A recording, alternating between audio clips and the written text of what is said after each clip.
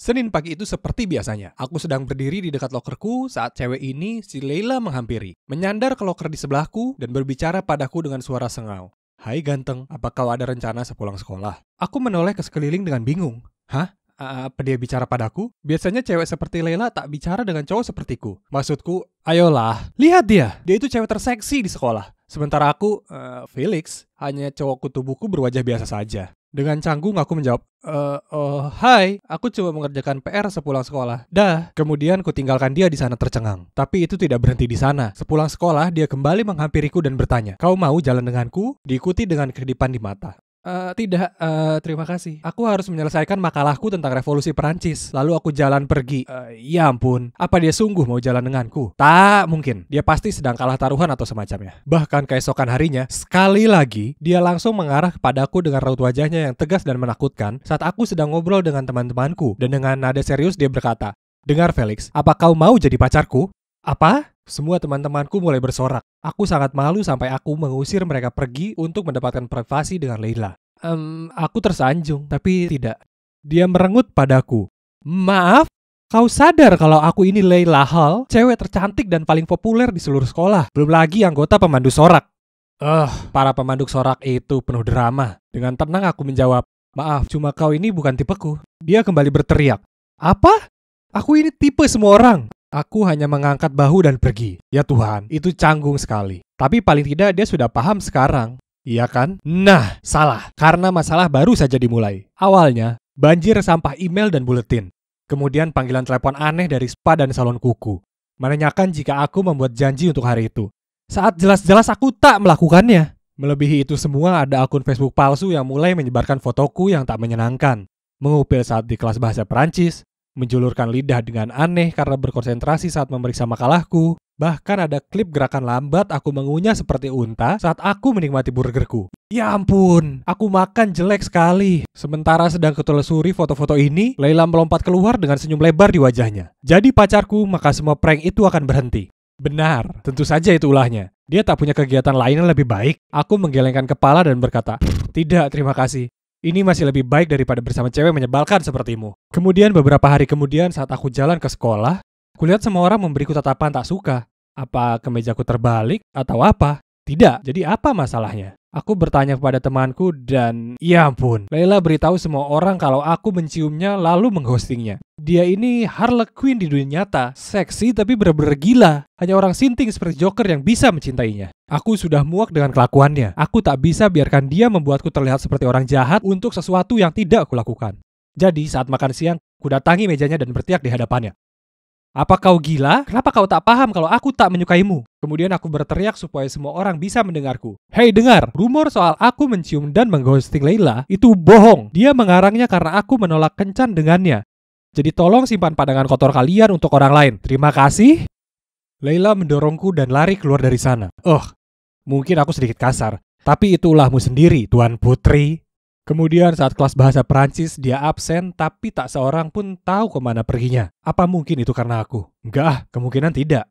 Tapi saat aku berjalan pulang, kulihat dia duduk sendiri di sebuah ayunan di taman bermain. Pergi saja Felix, cewek ini hanya membawa masalah. Aku berpikir dalam hati tapi ya ampun, dia kelihatannya sangat sedih.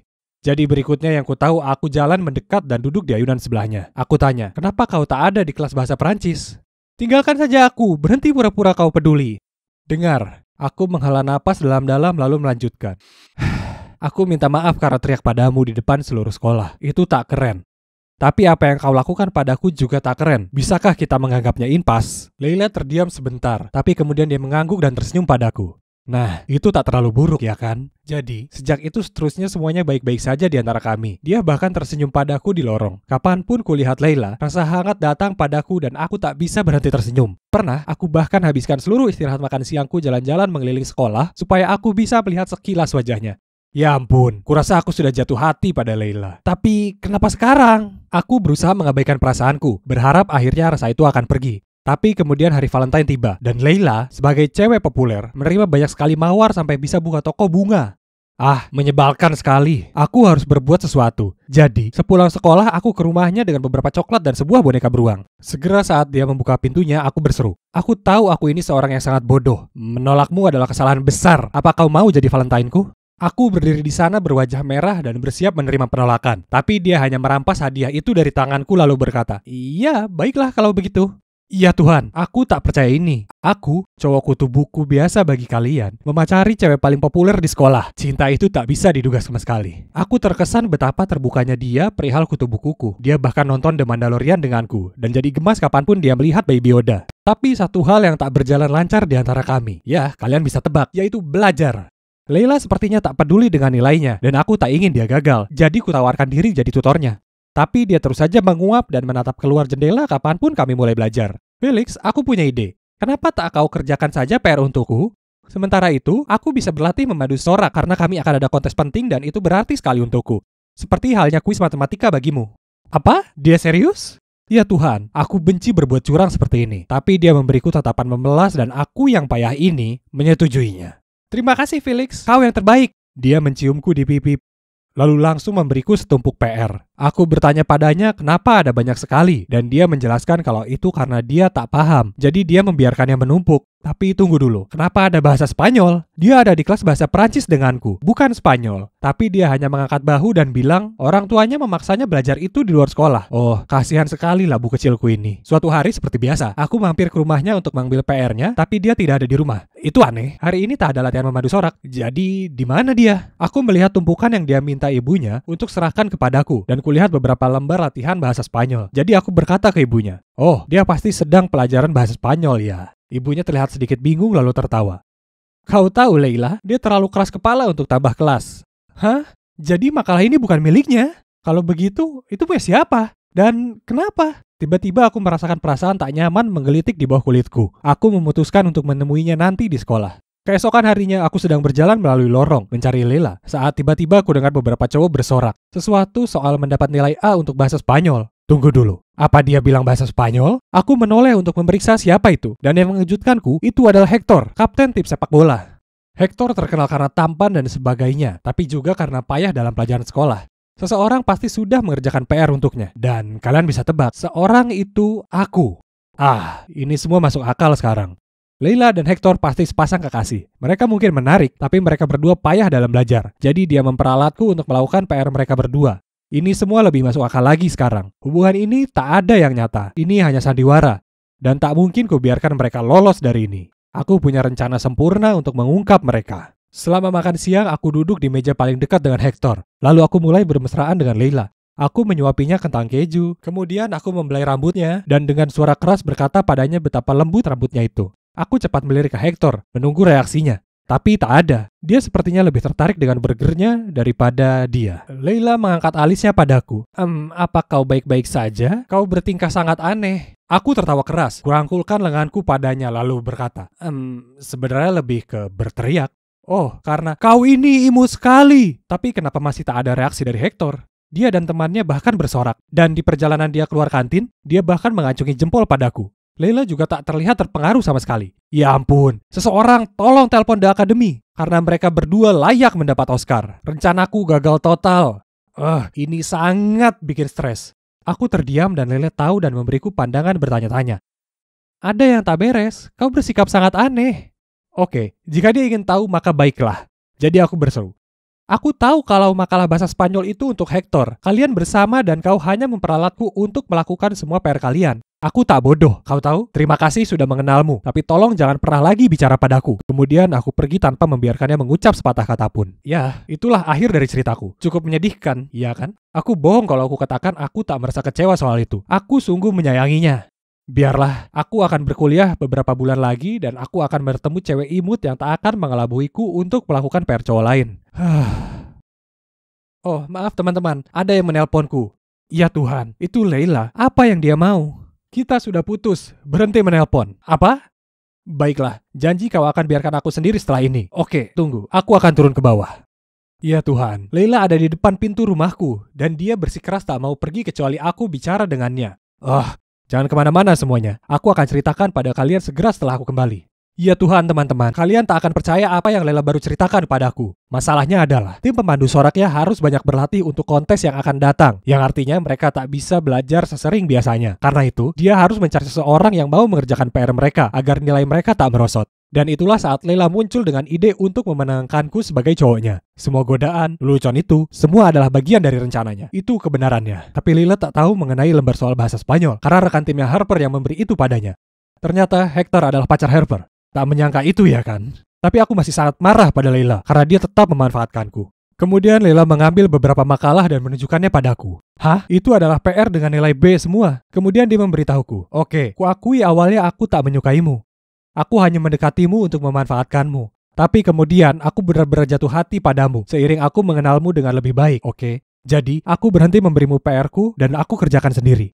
Jadi, perasaannya terhadapku juga nyata? Aku tak percaya itu. Akhirnya aku memaafkannya dan sekarang kami lebih bahagia dari sebelumnya. Aku harus bilang, saat Leila dulu bicara padaku, kukira dia itu cewek gila seperti Harley Quinn, yang aku tak akan pernah suka. Tapi aku salah, ternyata akulah yang tergila-gila padanya. Jadi, ternyata aku lebih mirip dengan The Joker daripada yang kukira sebelumnya.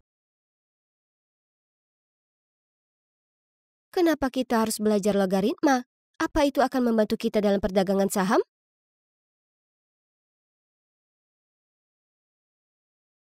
Tentu tidak. Kenapa tiba-tiba menciptakan X lalu memaksa kami untuk mencarinya? Dan kenapa aku harus membuktikan kalau itu adalah segitiga sama kaki? Aku bisa lihat itu dengan jelas. Duh.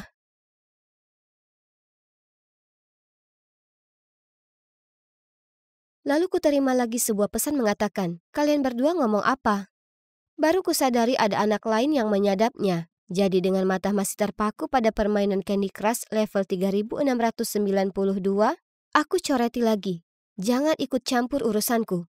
Lalu kemudian menyerahkan lembar kerja tanpa melihat. Tapi urusanmu itu ada di kelasku.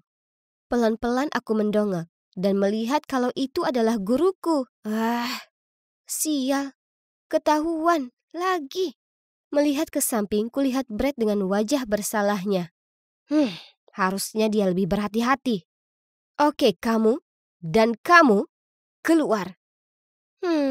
Kalian pasti penasaran bagaimana aku bisa jago sekali berpose seperti ini. Nah, itu karena sudah kulakukan ribuan kali. Dan wanita serius di sebelah sana itu adalah Bu Megan, guru matematikaku. Aku bersumpah dia benar-benar dendam denganku. Oke, biar ku beritahu kalian ceritanya. Di sewaktu-waktu ada seorang gadis yang karena kecelakaan tak terduga dengan bak sampah dan papan skate yang salah posisi, akhirnya dia sedikit saja datang terlambat untuk ujiannya. Tapi gurunya menolak mengizinkannya masuk dan juga membuatnya gagal. Ya, gadis itu aku, Lexi. Karena itu, sejak saat itu seterusnya, dia jadi musuh bebuyutanku. Jadi selama penjelasannya yang membosankan, kulemparkan pesawat kertas ke papan yang berisi, Bu, kau salah mengeja aritmatik. Kurasa mengeja itu agak sulit untuk orang yang ahli angka sepertimu. Tak apa kok. Jelas komentarku menyinggungnya. Karena di kelas yang sama itu dia memilihku untuk membuat grafik fungsi. Mudah sekali. Jadi ku buat mahakarya yang membuatnya memutar mata. Dan seluruh kelas menganggapnya lucu sekali. Dan seperti yang kukira, dia memberiku ceramah panjang soal kelakuanku yang kekanakan dan bahkan mengancam akan menelpon orang tuaku. Ya, semoga sukses dengan itu. Karena selain yang berkaitan bisnis, orang tuaku praktis tak mungkin bisa dihubungi. Lagi pula, aku hanya bercanda. Bu Megan harusnya lebih ceria. Jadi, diam-diam kutempelkan kertas tertulis peluk gratis di punggungnya. Aku sembunyi di balik pohon dan melihat semua orang mengelilinginya. Dia terlihat sangat kebingungan saat dia berusaha melalui mereka tanpa mengetahui apa yang terjadi. Hari-hari yang menyenangkan seperti dulu. Tiba-tiba, Brad menepuk pundakku dan memberitahuku 30 menit berlalu. Dan kami harus kembali ke kelas. Pantatku bahkan belum menyentuh kursi saat ku dengar suara yang menggurui. Tak seharusnya kau bersikap seperti itu. Itu si Faye, kesayangan guru dan cewek caper. Setiap kali ada guru memberi pertanyaan, dia mengacungkan tangan ke atas dan memekik. Saya. Bu Megan menyukainya hanya karena dia selalu tertawa pada leluconnya yang membosankan. Ya memang, mungkin aku tak punya bukti. Tapi menurut pengalamanku, Faye jelas tak seluguh kelihatannya. Jangan katakan aku ini iri, karena 100% tidak. Kalian mungkin pikir aku benci sekolah, tapi sekolah tetap jauh lebih baik daripada rumahku.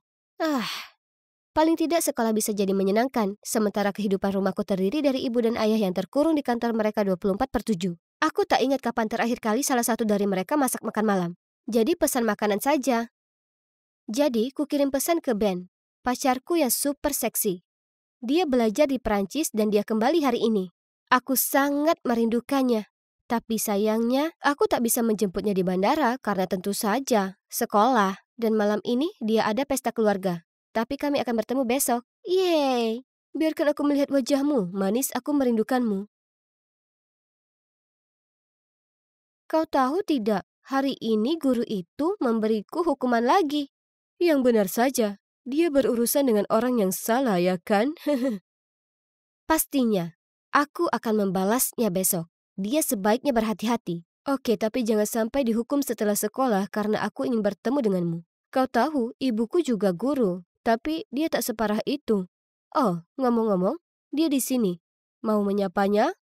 Ya, tentu. Ben, aku selalu emosi kapanpun aku memikirkan si Meg. Sebelum aku punya kesempatan menyelesaikan kata-kataku, seseorang muncul di layar. Bu Megan? Lexi? OMG! Kami berdua saling menatap dengan mulut ternganga, seolah layarnya terhenti. Beneran! Kemudian saat kukira tak ada yang lebih buruk lagi, tiba-tiba suara yang tak asing memecah keheningan. Oh, Benoit punya pacar? Biar kulihat dia. Hah? Itu? Faye! Oh, nasib. Ini terlalu berat untuk kucerna. Dua musuhku ada di satu frame yang sama. Terkejut, ku akhiri panggilan. Tepat setelahnya ku terima pesan dari Ben mengatakan, jangan khawatir, ibuku terlihat sangat serius tapi dia baik. Dan cewek ini si Faye adalah tetanggaku. Kami sudah saling kenal sejak masih kanak-kanak dan dia orangnya keren. Ini sungguh gila. Sekarang aku harus menghadapi mereka berdua. Tahu kalau mereka berhubungan dengan pacarku. Oh, masa depanku suram bagaikan malam. Dan ya, ini adalah awal dari serial yang demikian judulnya. Hidup bersama calon ibu mertua dan sahabat cewek pacarku yang menyebalkan. Dan sejak itu, keadaan di sekolah jadi aneh. Untuk acara Halloween di kelas kami yang bertema Toy Story, Bu Megan bertugas membagi peran. Faye adalah Bu Pip, dan dia dapat kostum yang sangat cantik. Sementara aku terjebak menjadi Mrs. Potato Head. Kostumku sangat payah, dan satu dari mata palsuku terus saja lepas. Itu sangat memalukan, tapi aku tak bisa berkata apapun. Aku tak mau mengacau lagi dengannya, karena aku masih ingin bersama dengan anaknya. Parahnya, kelas matematika jadi tes ketahanan. Aku sangat muak dibandingkan dengan si teladan Faye. Lexi, jika kau habiskan lebih banyak waktu untuk belajar dan mengurangi waktumu memoles kuku, kau akan jadi murid juara seperti Faye. Faye menangkap apa yang sedang terjadi dan juga mulai memainkan trik terhadapku. Suatu kali di kelas saat aku melamun dan Bu Megan sedang mengoreksi PR, aku mendengar. Simbol ini menunjukkan kalau A tidak sama dengan B. Faye lalu berbalik dan berbisik. Sama sepertimu, kau tak sebanding denganku. Dan kau juga tak layak untuk Benoitku. Apa? Ben itu punyaku, bukan punyanya. Kugertakkan gigiku dan hendak mengatakan sesuatu saat anak manja itu pura-pura menangis, mengatakan kalau aku mengganggunya. Keluar! Bu Megan mendatangi kami dengan mata menyala. Kami berjalan keluar ketika dengan nada simpatik dia menambahkan, Faye, kau tetap di sini. Aku kembali ke pose meditasiku, tapi aku tak bisa menghempaskan kemarahanku. Betapa tak adil.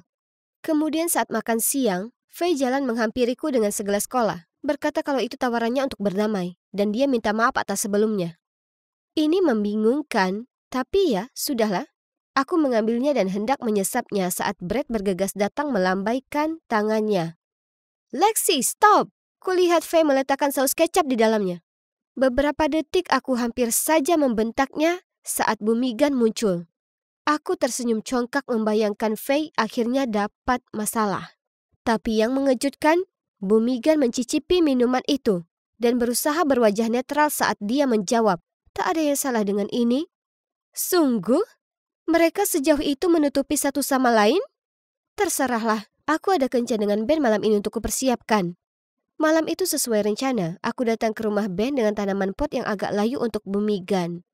Aku cukup bersemangat akhirnya akan makan masakan. Hanya saat aku masuk dapur, aku tak bisa mencium bau masakan. Bu Megan muncul dan menggosok kedua tangannya berkata, "Lexi, kau tak keberatan memasak ya kan? Ini minggu yang panjang untuk menggambar banyak diagram. Tanganku agak sakit." Melihat situasi ini, Ben langsung datang untuk membantu. Tapi ibunya mengingatkannya kalau dia sudah janji akan memperbaiki pipa atau semacamnya. Jujur saja, aku tak pernah menyentuh wajan penggorengan sebelumnya. Tapi menurutku, seberapa sulit itu? Ku buat pancake, meskipun itu tak cukup cocok untuk makan malam. Tapi aku sudah melihatnya di 5 Minute Craft dan itu mudah dibuat. Hanya saja, tak berjalan sesuai rencana. Di situasi seperti ini, penting untuk tidak panik. Tapi, iya, aku panik. Aku butuh rencana B. Segera.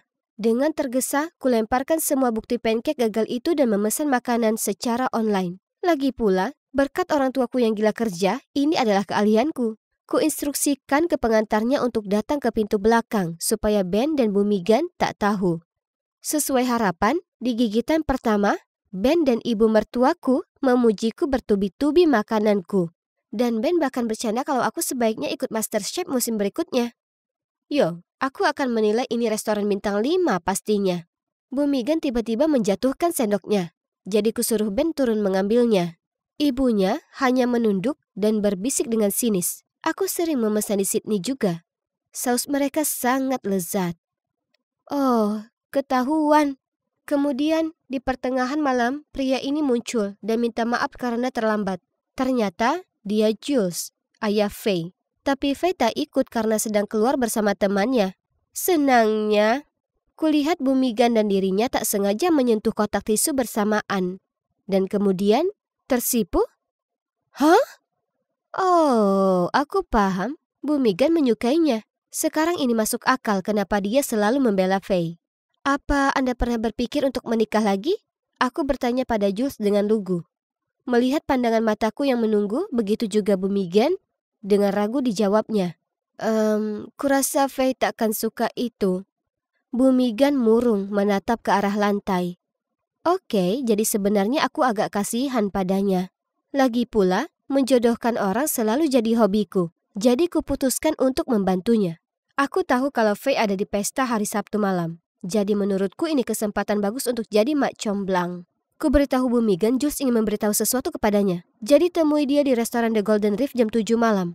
Kemudian ku beritahu Jules yang sama. Aku berdiri di balik tiang dan melihat mereka berbagi makanan pembuka. Dan kemudian saling melirik dengan mata berbinar. Kemudian Jules meraih lalu memegang tangan Bu Megan. Mereka berdua saling menatap penuh hasrat dan Faye tiba-tiba merangsek masuk entah dari mana. Dan dengan marah membanting tasnya di meja.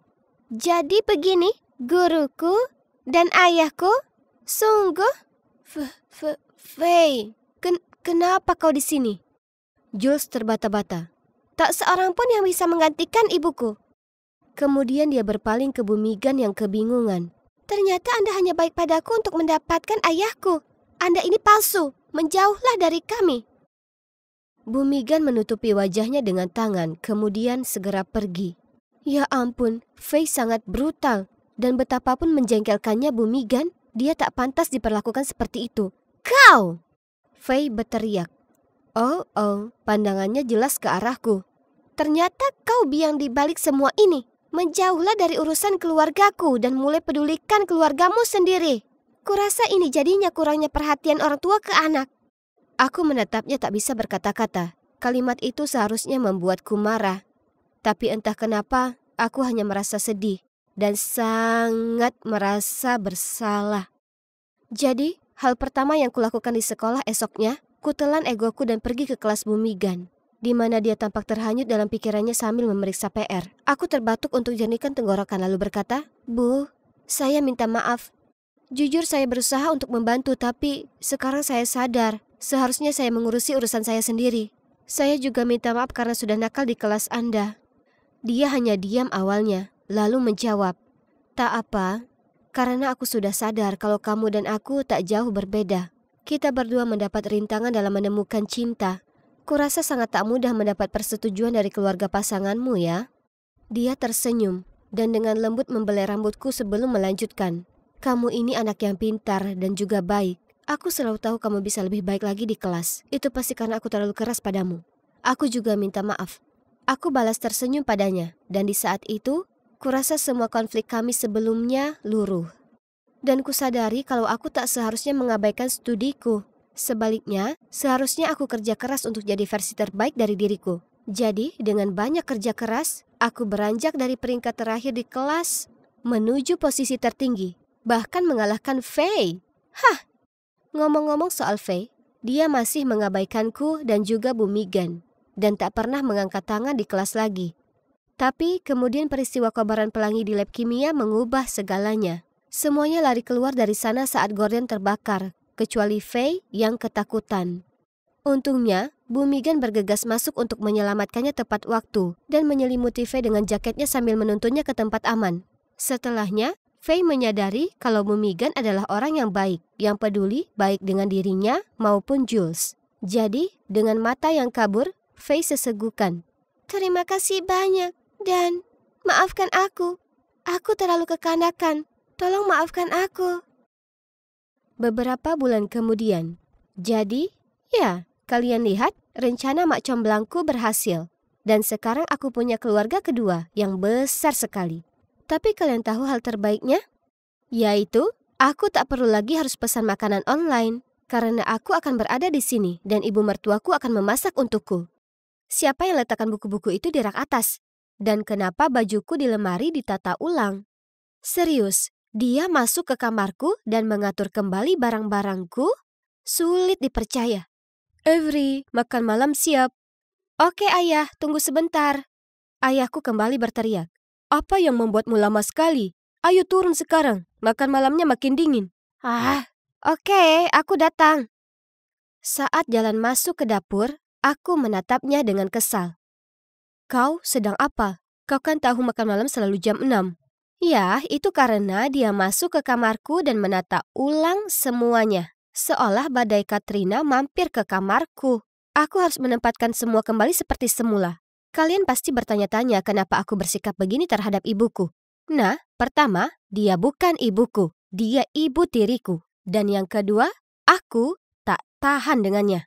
Kalian tahu, orang tuaku cerai saat aku 15 tahun. Dan hanya dalam waktu 6 bulan, ayahku mulai pacaran dengan Rose. Kesan pertamaku tak begitu baik. Maksudku, lihatlah dia. Oke, dia cukup cantik. Tapi gayanya tak cocok dengan umurnya. Gayanya itu lebih seperti rocker wannabe. Tak bohong, aku serius. Dia bahkan punya tank top bertuliskan, aku ibu-ibu rocker. Ibuku yang asli benar-benar kebalikan dari Rose.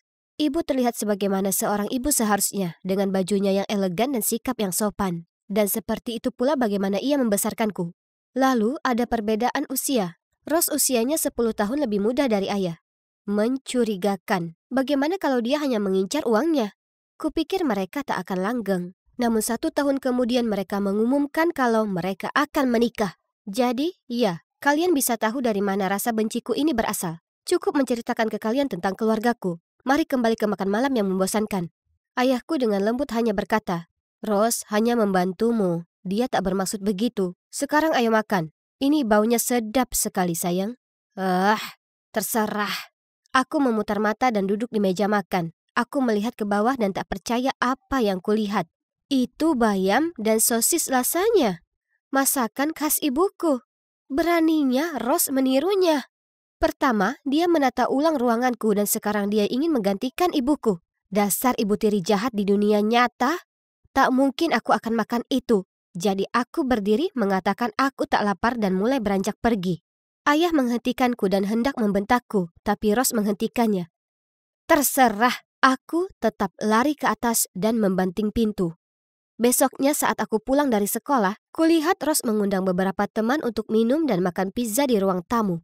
Lihat mereka. Mereka terlihat seolah mereka sedang rapat band. Normalnya wanita seumuran mereka mengadakan pesta teh, bukan festival makanan cepat saji. Hei, Avery. Rose menyapaku. Aku mengacuhkannya dan pergi ke atas. Tapi tiba-tiba, ku dengar salah satu temannya berkata, dasar anak keras kepala. Apa dia tak punya sopan santun? Kalau aku jadi kamu, akan kutunjukkan ke anak itu siapa bosnya di sini. Yesus, Temannya sama jahat sepertinya. Biarlah, aku tak peduli apa yang mereka katakan. Tapi kemudian Ross menjawab, "Hei, jangan ngomongin dia seperti itu. Avery gadis yang manis. Dia baru mengalami banyak hal dalam 2 tahun terakhir. Setiap anak akan berperilaku sama setelah orang tua mereka bercerai, ya kan? Dia cuma butuh sedikit waktu untuk penyesuaian." Oh, wow. Aku tak mengira kata-kata itu keluar dari Ross. Dia sebenarnya membelaku? Mungkin saja aku salah menilainya. Mungkin sebaiknya aku coba dan memberinya kesempatan yang lebih adil. Jadi, sore itu saat kulihat dia sedang nonton film, aku mendekat dengan semangkuk besar berondong dan bertanya apa aku bisa nonton bersamanya.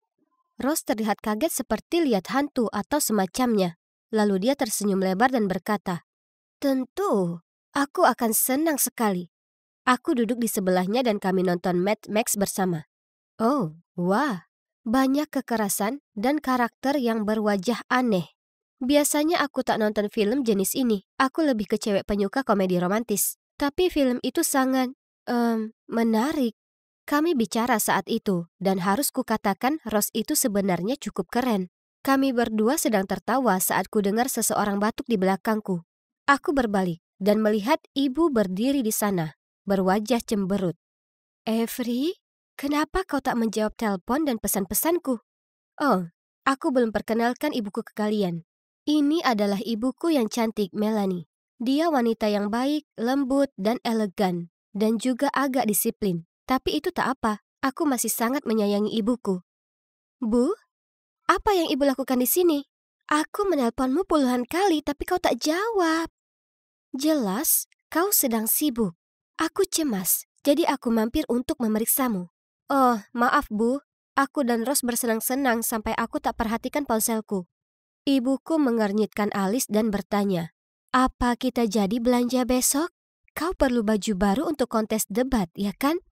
"Ya, tentu. Akan kutemui ibu di mall sepulang sekolah." "Oh, kalian berdua akan belanja? Itu asik. Boleh aku ikut?" Pada saat itu aku berpikir, ini ide yang bagus. Maksudku, sejauh ini mereka tampak rukun. Tapi yang tak kutahu adalah perang antara ibu dan ibu tiriku baru saja dimulai. Ross tersenyum dengan penuh semangat. Sementara di satu sisi ibuku terlihat tak begitu bersemangat. Mungkin ia masih marah karena aku melewatkan teleponnya. Jadi keesokan harinya sepulang sekolah aku keluar dan melihat ibu berdiri di samping mobilnya. "Oh, apa ibu menungguku?" Aku hendak berjalan mendekatinya saat tiba-tiba ku perhatikan ibu menatap tak suka ke seseorang. Ya Tuhan, Ross sedang menunggu di sisi lain jalan itu. Dengan cepat aku melompat di balik semak-semak untuk sembunyi dari mereka. Jangan bilang padaku keduanya sedang menjemputku. Tiba-tiba ponselku berbunyi. Itu ibu. Tak mungkin aku memilih di antara mereka. Jadi kukatakan padanya aku sudah dalam perjalanan menuju mall. Sekarang mari kita bahas soal jalan-jalan seru keluarga kami di mall. Itu bencana. Ibu dan Ross punya gaya yang sangat berbeda, jelas saja. Jadi, ibuku memilih rompi hitam yang elegan untukku. Tapi Ross mengira aku terlihat seperti Ruth Bader Ginsburg. Tak bermaksud menyinggung. Beliau itu keren sekali membawa keadilan untuk para wanita. Tapi, Ross, ada benarnya.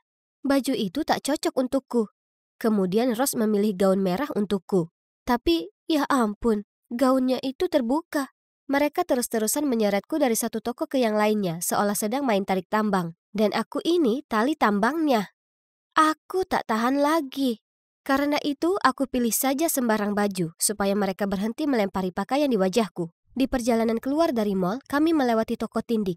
Sudah lama aku ingin tindik helix di bagian atas daun telingaku. Itu terlihat sangat keren. Aku bertanya pada ibu, tapi dia menolaknya mentah-mentah. Kata ibu, "Itu akan membuatmu terlihat seperti pemberontak." Ibu masih tetap tegas seperti biasa. "Omong kosong." Ross mendengus. "Melanie, Avery sudah cukup dewasa untuk membuat keputusannya sendiri. Jika dia ingin tindik, biarkan saja dia." Lalu ia menoleh padaku dan berkata, "Ayo, ku antar masuk ke dalam." Ya Tuhan, aku tidak percaya ini. Aku melirik ke ibu, dan ia terlihat seperti akan meledak karena amarah. Tapi Ross ada benarnya. Demi apapun, aku sudah 16 tahun. Setelah 15 menit, aku dan Ross keluar. "Oh, syukurlah. Apa kau mempertimbangkan kembali menindik telingamu?" "Oh ya," kata Ross, "tindik hidung itu lebih pantas untukku." "Apa?" Oh, mungkin tindik hidung bukanlah ide yang bagus, karena ketegangan di antara mereka sudah jadi bencana besar sekarang. Aku perlu cara mengakurkan mereka. Jadi, kudapat ide yang cemerlang. Aku menyusun liburan di Brazil untuk kami semua. Aku punya seorang teman di sana, Pedro. Dia siswa pertukaran di sekolahku, jadi dia bisa mengajak kami berkeliling. Ayah terlibat pada rencana ini. Di menit akhir, ayah pura-pura sedang sibuk dan batal ikut. Sempurna. Sekarang Ros dan ibu punya banyak waktu untuk mendekatkan hubungan. Segera saat kami jalan ke lobi hotel, mereka mulai bertengkar siapa yang sekamar denganku. Ada apa dengan mereka? Kami baru saja mendarat di Brazil. Jadi ku ambil kunci dari resepsionis dan mengatakan pada mereka untuk berbagi. Karena aku akan sekamar sendiri. Kemudian di malam harinya, setelah kami semua istirahat, aku menunggu mereka di lobi. Ya ampun, apa yang membuat mereka lama sekali? Tiba-tiba kulihat dua wanita berjalan mendekat dan saling dorong satu sama lain. Ya Tuhan, itu Ros dan ibu. Aku berusaha tetap tenang dan berkata, Yesus, bisakah kalian berdua berhenti bertingkah seperti anak TK? Ibu mencibir. Begini, Ros ini menghabiskan waktu 45 menit untuk mandi, sementara aku perlu pakai kamar mandinya. Kau tahu betapa sensitifnya perutku. Ros memutar matanya. Itu karena aku punya ritual perawatan kecantikan ketat untuk dilakukan. Paling tidak kau bisa tidur. Aku tidak bisa. Terima kasih atas dengkuranmu yang seperti bulldozer. Aku jelas tak begitu. Lalu mereka mulai saling tatap seperti dua petarung UFC. Aku berteriak. Sudah hentikan. Dengarkan. Aku baru saja membuat reservasi untuk kalian berdua agar saling mengenal satu sama lain. Aku ada rencana dengan Pedro, jadi akan kususul kalian nanti. Mereka hendak menolak. Tapi aku menatap mereka dengan tajam. Ya, paling tidak kau akan bersenang-senang. Kalian berdua sebaiknya ke bar. Tak ada yang mengalahkan bar Brazil. Tidak boleh minum. Dan kembali jam 10, paling lambat. Ya, aku tahu. Selamat bersenang-senang. Aku melambai pada mereka dan meninggalkan hotel. Keesokan paginya kulihat mereka saling bicara. Benar-benar bicara. Bukan bertengkar. Jadi aku berjalan menghampiri mereka dan bertanya. Nah, bagaimana makan malamnya? Kemudian mereka cerita padaku makan malamnya berjalan sangat baik. Mereka berhasil mengesampingkan perbedaan mereka dan jadi akur. Berhasil. Hahaha. Jadi sekarang bisa kunikmati sisa perjalanan. Setelah sarapan, Pedro datang mengajak kami trip hiking di hutan. Sungguh luar biasa. Udaranya segar, burung-burung yang berkicau. Ya, mungkin demikian kecuali hawa panas dan nyamuk-nyamuknya. Pedro ingin mengajak kami ke lokasi yang katanya sempurna untuk melihat matahari terbenam. Keren. Awalnya semua berjalan dengan baik. Tapi kemudian saat Ros menghindari sebuah ranting pohon, tak sengaja mengenai ibuku. Ya Tuhan, kau sengaja mengenaiku ya kan? Apa? Itu tak masuk akal. Aku cuma menghindari ranting itu. Oh, kumohon, yang benar saja. Apa menurutmu aku bohong? Hei semuanya, hentikan. Ayo bersikap lebih pengertian dan bicarakan bersama. Seperti yang kalian lakukan kemarin malam, oke? Itulah saat aku tahu kalau mereka hanya pura-pura berteman supaya aku tak rencanakan lagi makan malam untuk mereka. Ya Tuhanku, tak bisa dipercaya. Setelah sandiwara pertemanan mereka terungkap, mereka mulai hiking cepat, seolah mereka sedang berkompetisi atau semacamnya. Tapi, ya, baru 15 menit saja mereka kelelahan dan bahkan tak bisa berdiri tegak lagi. Aku mulai berteriak ke mereka. Ini hebat sekali. Perseteruan bodoh kalian merusak liburanku. Kemudian aku berjalan pergi menghindari mereka, tapi tentu saja tak terlalu jauh. Saat aku berjalan, aku berusaha memikirkan rencana lain untuk mendekatkan mereka. Kemudian aku sadar aku sudah berjalan terlalu jauh dari kelompok. Oke, Avery, jangan panik. Pedro sudah memberiku map hutan. Aku hanya perlu menuju tanda X itu. Itu kedengarannya mudah. Percayalah, itu tak mudah. Aku berjalan berjam-jam dan masih tak bisa menemukan titik itu. Oh tidak. Hari semakin gelap dan aku sangat kelelahan. Aku duduk di tanah dan tak bisa menahan tangisku. Aku hampir saja kehilangan harapan saat tiba-tiba ku dengar suara Ros dan ibuku. Oh hebat, aku tersesat dan masih bisa mendengar mereka bertengkar di kepalaku. Aku pasti kehilangan akal sehatku. Tapi tunggu, tiba-tiba mereka muncul dari belakang pepohonan. Itu sungguhan mereka. Aku tak percaya ini. Aku berlari ke dekapan mereka dan memeluk mereka sangat erat, lalu menangis seperti bayi. Sebelum kami pergi ke bandara untuk pulang ke rumah, Pedro datang berpamitan. Terima kasih atas perjalanan hikingnya dan juga untuk menjalankan rencanaku. Tak masalah, rencanamu benar-benar gila tapi itu sungguh berhasil. Setelah kau menghilang, mereka benar-benar bekerja sama untuk menemukanmu. Mereka saling bantu satu sama lain saat yang satu tersandung atau kecapean, dan terus saling memotivasi. Pedro nyengir padaku, lalu melanjutkan. Aku juga panik saat tak melihatmu di titik pertemuan kita. Untung, aku masih bisa menemukanmu. Oh iya, aku lupa menyebutkan kalau pura-pura tersesat adalah bagian dari rencana. Tapi yang tak kuharapkan adalah aku tersesat sungguhan. Syukurlah ada Pedro. Dan kalian tahu tidak? Setelah insiden itu, Ibu dan Rose jadi dekat. Sebenarnya agak terlalu dekat menurutku. Kadang mereka bahkan pergi keluar tanpaku. Kalian percaya itu? Ternyata, meskipun mereka memiliki dua kepribadian dan gaya yang sangat berbeda, mereka masih punya satu kesamaan. Mereka berdua menyayangiku. Hei, ku cari-cari kau di sekolah hari ini. Aku punya berita besar, dan ini buruk. Sangat buruk. Jangan biarkan aku menunggu. Ibu bilang kami pasti pindah ke California akhir bulan ini. Apa? Tak boleh. Itu 2 hari perjalanan dari sini. Ya, aku tahu. Tapi ibu akan menikahi David. Itu David yang sama dengan yang takut laba-laba, kecoa, dan lainnya? Ya, pria itu. Dia sudah berusaha dapatkan perhatian ibu sejak dulu. Mengiriminya bunga, memainkan gitar di teras kita. Lalu minggu lalu dia bahkan memanjat pohon oak supaya bisa menyerahkan bunga kepada ibu lewat jendela kamarnya. Oke, itu agak menyeramkan. Iu, iya banget. Tapi kau tahu, bagian terburuknya adalah aku harus pindah ke sekolah lain. Tidak. Lisa tak boleh pindah. Dengan siapa aku akan duduk saat makan siang? Dengan siapa aku akan nonton film receh? Kita sudah sahabatan bertahun-tahun lamanya. Kita tak bisa berpisah seperti ini. Tak ada yang bisa memahamiku seperti dia. Kami bagai setengah dari satu kesatuan. Ayahnya sudah meninggal, jadi dia hanya punya ibunya. Sedangkan aku hanya punya ayahku. Dan ya, itu adalah ayahku yang luar biasa. Hanya ada aku dan ayah selama 10 tahun terakhir. Aku masih ingat sore itu, ketika ibu membawa kopernya dan pergi dengan lelaki lain. Setelah itu aku dan ayah kembali ke sini, ke kampung halaman kami, New Hampshire. Baru setelah aku sedikit lebih dewasa, aku tahu kalau ibu dan kekasihnya menipu ayah terkait semuanya. Jadi, ayah kerja keras untuk buka bengkel reparasinya sendiri, untuk menghidupi kami sejak itu. Itu tak adil. Ayah seorang pahlawan dan ia layak bersama wanita yang lebih baik. Tunggu dulu. Ya, ayah layak mendapat yang lebih baik dan siapa yang lebih baik daripada Ibu Lisa? Aku perlu beritahu Lisa rencanaku ini sekarang. Jadi aku langsung lari ke kamar dan menelponnya. Sis, aku punya rencana terjenius yang pernah ada untuk membuatmu dan ibumu tetap di sini bersamaku. Tolong, aku menyimak. Apa saja? Aku sungguh tak ingin pindah ke Kelly. Oke, dengarkan. Mari kita jodohkan ibumu dengan ayahku. Ia pria yang baik, dan itu artinya kita akan jadi saudara. Kami berdua memekik gembira. Lisa selalu ingin punya ayah yang baik, bukan David yang aneh itu.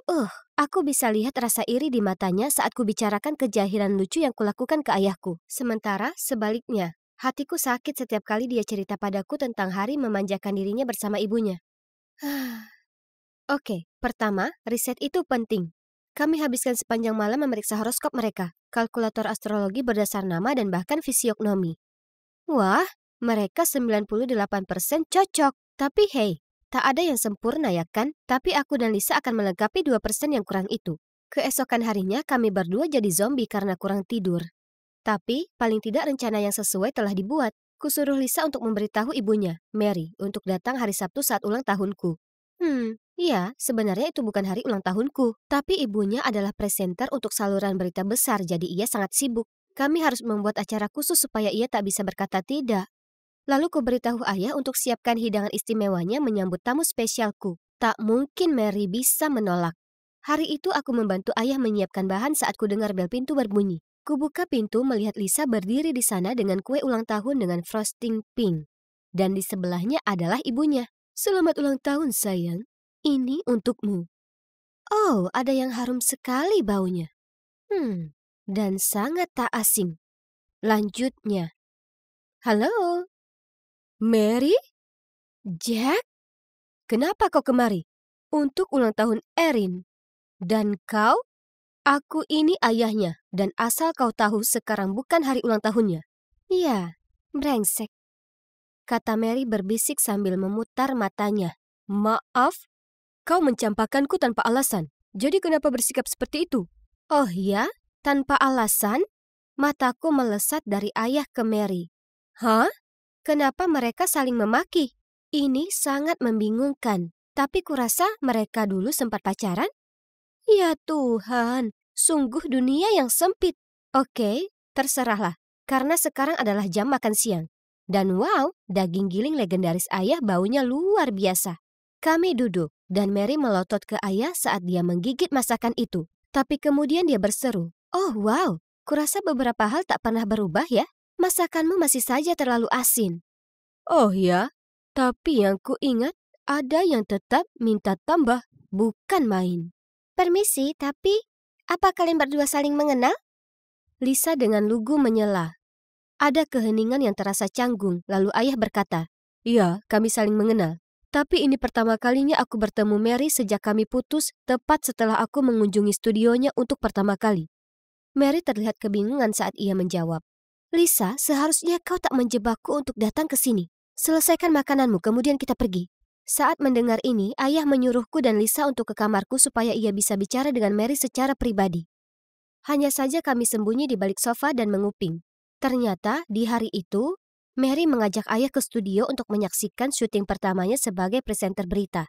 Setelahnya, Mary lewat ruang tunggu dan tak sengaja dengar ayah bicara dengan seseorang. "Aku jelas mendengar orang itu bertanya padamu bagaimana penampilanku, dan kau bilang aku masih Mary yang sama seperti biasanya. Apa kau tahu kalau kuhabiskan 2 jam memakai make up dan sangat ingin menunjukkannya padamu?" Ayah berusaha menimpali, tapi Mary tak memberinya kesempatan. Parahnya lagi, kemudian kau bahkan memberitahu mereka kalau kau senang sekali kalau aku tak akan jadi pacarmu lebih lama lagi. Jadi, untuk mencegahnya, aku harus memutuskanmu duluan. Oh, ya ampun. Jadi ayahku ini playboy atau apa? Lisa dan aku saling menatap bingung, lalu lanjut menyaksikan pertunjukan itu. Ayahku tercengang lalu kemudian dia berkata dengan suara tak berdaya. "Oh, Mary, semua tak seperti itu. Kukatakan kau terlihat sama karena kau selalu cantik pertama kali aku melihatmu. Dan mengenai yang lainnya..." "Ya? Aku sudah menyiapkan cincin untuk melamarmu. Jadi kau tak lagi jadi pacarku, melainkan istriku." "Apa?" Jadi, mereka putus karena kesalahpahaman tak jelas dan putus kontak sejak itu. Ya ampun, kukira orang dewasa itu harusnya paham apa yang mereka lakukan. Memang kelihatannya tak selalu seperti itu. Mary tersenyum canggung pada ayah dan mengatakan kalau mereka bisa berteman. Kemudian ia menceritakan soal David dan bahwa ia akan menikahinya tanggal 22 Desember. Tidak! Kami tak mungkin biarkan ini terjadi. Pasti ada cara lain membuat mereka bersama. Tapi jalan itu penuh halangan dan rintangan, terutama saat ayah memberitahu berita mengejutkan. Pacar barunya, Lucy. Beberapa hari kemudian saat aku mengerjakan tugas seniku, ayah masuk ke kamar dengannya. "Permisi?" Lucy mengenakan gaun yang sangat ketat dan memakai make up paling tidak 7 lapis. Lalu dia bahkan berani mengambil fotoku dengan ibu dan mencibir. "Oh, bagus sekali." Aku segera mendatanginya, merebut itu dari tangannya dan berteriak, "Jangan pegang barangku, aku tak suka denganmu." Dia langsung melotot padaku. Tapi kemudian tahu ayah turun dari lantai atas, dia tiba-tiba tersenyum dan memelukku sambil berbisik di telingaku, "Kau tak suka, tapi harus." Duh, dasar ular berbisa. Tapi parahnya, saat dia pergi, wajah ayah tersenyum bodoh. Dan kemudian dia benar-benar menanyakan apa aku mau dia menjadi ibu baruku. Oh, tidak. Pastinya dia sudah menghipnotis ayah. Dengan segera ku telepon Lisa untuk memberitahu soal ini. Dia punya ide mengajak ibunya untuk bergabung dengan kami di pasar Natal pekan ini. Sayang sekali, ibunya menolak. Rupanya dia sudah terlalu sibuk dengan rencana pernikahan. Dan jika kalian berpikir situasi tak akan lebih buruk, ternyata kemudian ayah mengajak Lucy ikut. Jadi, Lisa izin ke ibunya agar memperbolehkannya menginap bersamaku selama beberapa hari supaya kami bisa memberi Lucy pelajaran. Mari kita mulai jahil. Pagi itu, Lucy muncul dengan gaun biru muda yang mewah dan menyuruh ayah mengambilkannya waffle berlapis coklat. Sayang sekali, aku tak sengaja menjatuhkannya mengenai pakaiannya. Ups! Kemudian ada lalat palsu entah bagaimana jatuh ke dalam coklat panasnya. Matanya hampir copot dari kepalanya saat dia meminumnya. Tapi dia hanya menyeringnya licik, lalu meraih lengan ayah dan bergelayut di dekatnya. Hebat! Tapi kalian tahu, kecerdikan dilawan kecerdikan. Saat ayah pergi ke kamar kecil, dengan mata berkaca-kaca aku berkata, Lucy, aku sangat mengagumi orang baik sepertimu. Ayahku hanyalah mekanik dengan gaji $1.500 per bulan, tapi kau masih mencintainya.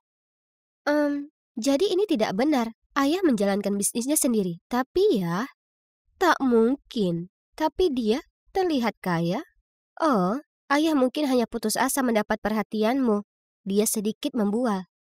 Dan kau bangga karenanya?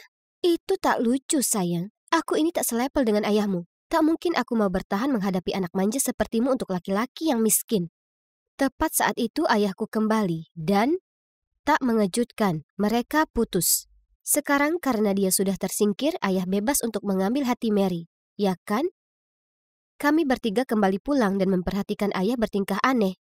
Dia terus mondar-mandir di pintu. Lalu ketika Mary datang menjemput Lisa, ia langsung membukanya dan berseru padanya. Kau sudah pikirkan lagi tentang kita? Dia tak berkata apapun, tapi kulihat mereka saling melempar pandangan menyesal. Cinta mereka pada satu sama lain sangat jelas dan nyata karena mereka sudah saling kenal sejak mereka tak punya apa-apa. Namun mereka tak melakukan apa-apa. Sudah tanggal 20 Desember. Itu artinya hanya ada 2 hari lagi sampai hari pernikahan. Aku tak bisa biarkan rencana kami gagal seperti ini. Segera kuraih ponselku untuk menelpon Lisa. Tapi deringnya ada di sebelahku. Ponselnya ketinggalan di rumahku. Sial. Lalu besok paginya, aku jalan ke rumahnya untuk pergi ke sekolah seperti biasa. Tapi tak ada siapapun di rumah. Dan dia juga tak di sekolah. Ya ampun. Apa mereka sudah pindah ke tempat David? Langsung kuberitahu ayah sesampainya di rumah. Ia berpikir sebentar, lalu menyuruhku masuk ke mobil segera untuk pergi ke California. Jadi perjalanan darat kami selama 2 hari pun dimulai. Saat kami sampai di lokasi pernikahan, tempatnya kosong. Oh tidak, kami sudah terlambat. Ayah terlihat hancur. Jadi aku merangkulnya dan mulai menuntunnya keluar dari sana. Tapi kemudian resepsionis muncul dan berkata, Oh, apa mereka juga tak beritahu kalian? Pernikahannya dibatalkan. Wajah ayah berbinar dan kami berdua bergegas menuju mobil dan memulai perjalanan panjang untuk pulang. Oh, rasanya begitu lama di mobil dan sekarang tinggal 2 jam lagi hingga malam Natal. Jalanan penuh dengan dekorasi Natal yang indah. Kupandang lewat jendela dan melihat orang-orang berkumpul dengan keluarga mereka. Sementara ayah dan aku berkendara tanpa henti. Menyedihkan sekali. Kami langsung menuju ke tempat Lisa dan Mary, tapi mereka sedang pergi. Jadi kami duduk membeku kedinginan di teras mereka dan menunggu. Ayah tertidur, kepalanya bersandar di pundakku. Tuhan berkati. Kemudian kulihat mereka berjalan ke arah kami. Ya ampun, kalian haruslah lihat wajah terkejut mereka. Kubangunkan ayah, lalu ia melihat Mary. Mary menjatuhkan tasnya dan memandang kami takjub. Kemudian Lisa memberitahu kami cerita lengkapnya. Ternyata, di perjalanan menuju California, mereka bertemu perampok amatir yang memaksa mereka keluar dari mobil. Mary langsung memukul mereka dengan tasnya, sementara David kabur dan sembunyi di balik pohon. Dengan Lisa. Ketika para perampok itu melarikan diri, Mary cerita ke David semua yang ada di lubuk hatinya. Bahwa meski David kaya, bukan itu yang ia inginkan. Justru, Mary ingin pria yang bisa mendukung dan melindunginya. Mary tersanjung dengan gestur cintanya, tersentuh dengan kegigihannya, dan mengira kalau cinta bisa tumbuh, tapi rupanya tak sesederhana itu. Jadi mereka putus, dan pernikahan pun dibatalkan. Ayah dan aku tercengang. Kemudian, dengan mata berkaca-kaca, ayah berkata, Mary, aku menyesal karena membiarkanmu pergi, tapi ini masih belum terlambat, kan? Sesaat kemudian, dikeluarkannya cincin lama dari hari itu dari dalam kantongnya, lalu berlutut dan berkata, Mary, maukah kau menikah denganku? Mary menangis. Ya, baik Lisa maupun aku sangat bahagia. Jadi kini kami berdua punya seorang ibu dan ayah. Dan kami jadi saudara. Yeay!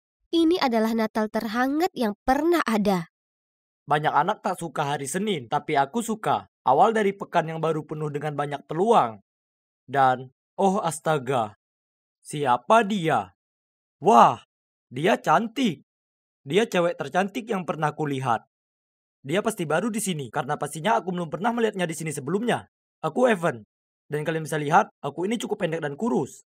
Aku mungkin bukanlah olahragawan berotot, tapi aku punya otak encer.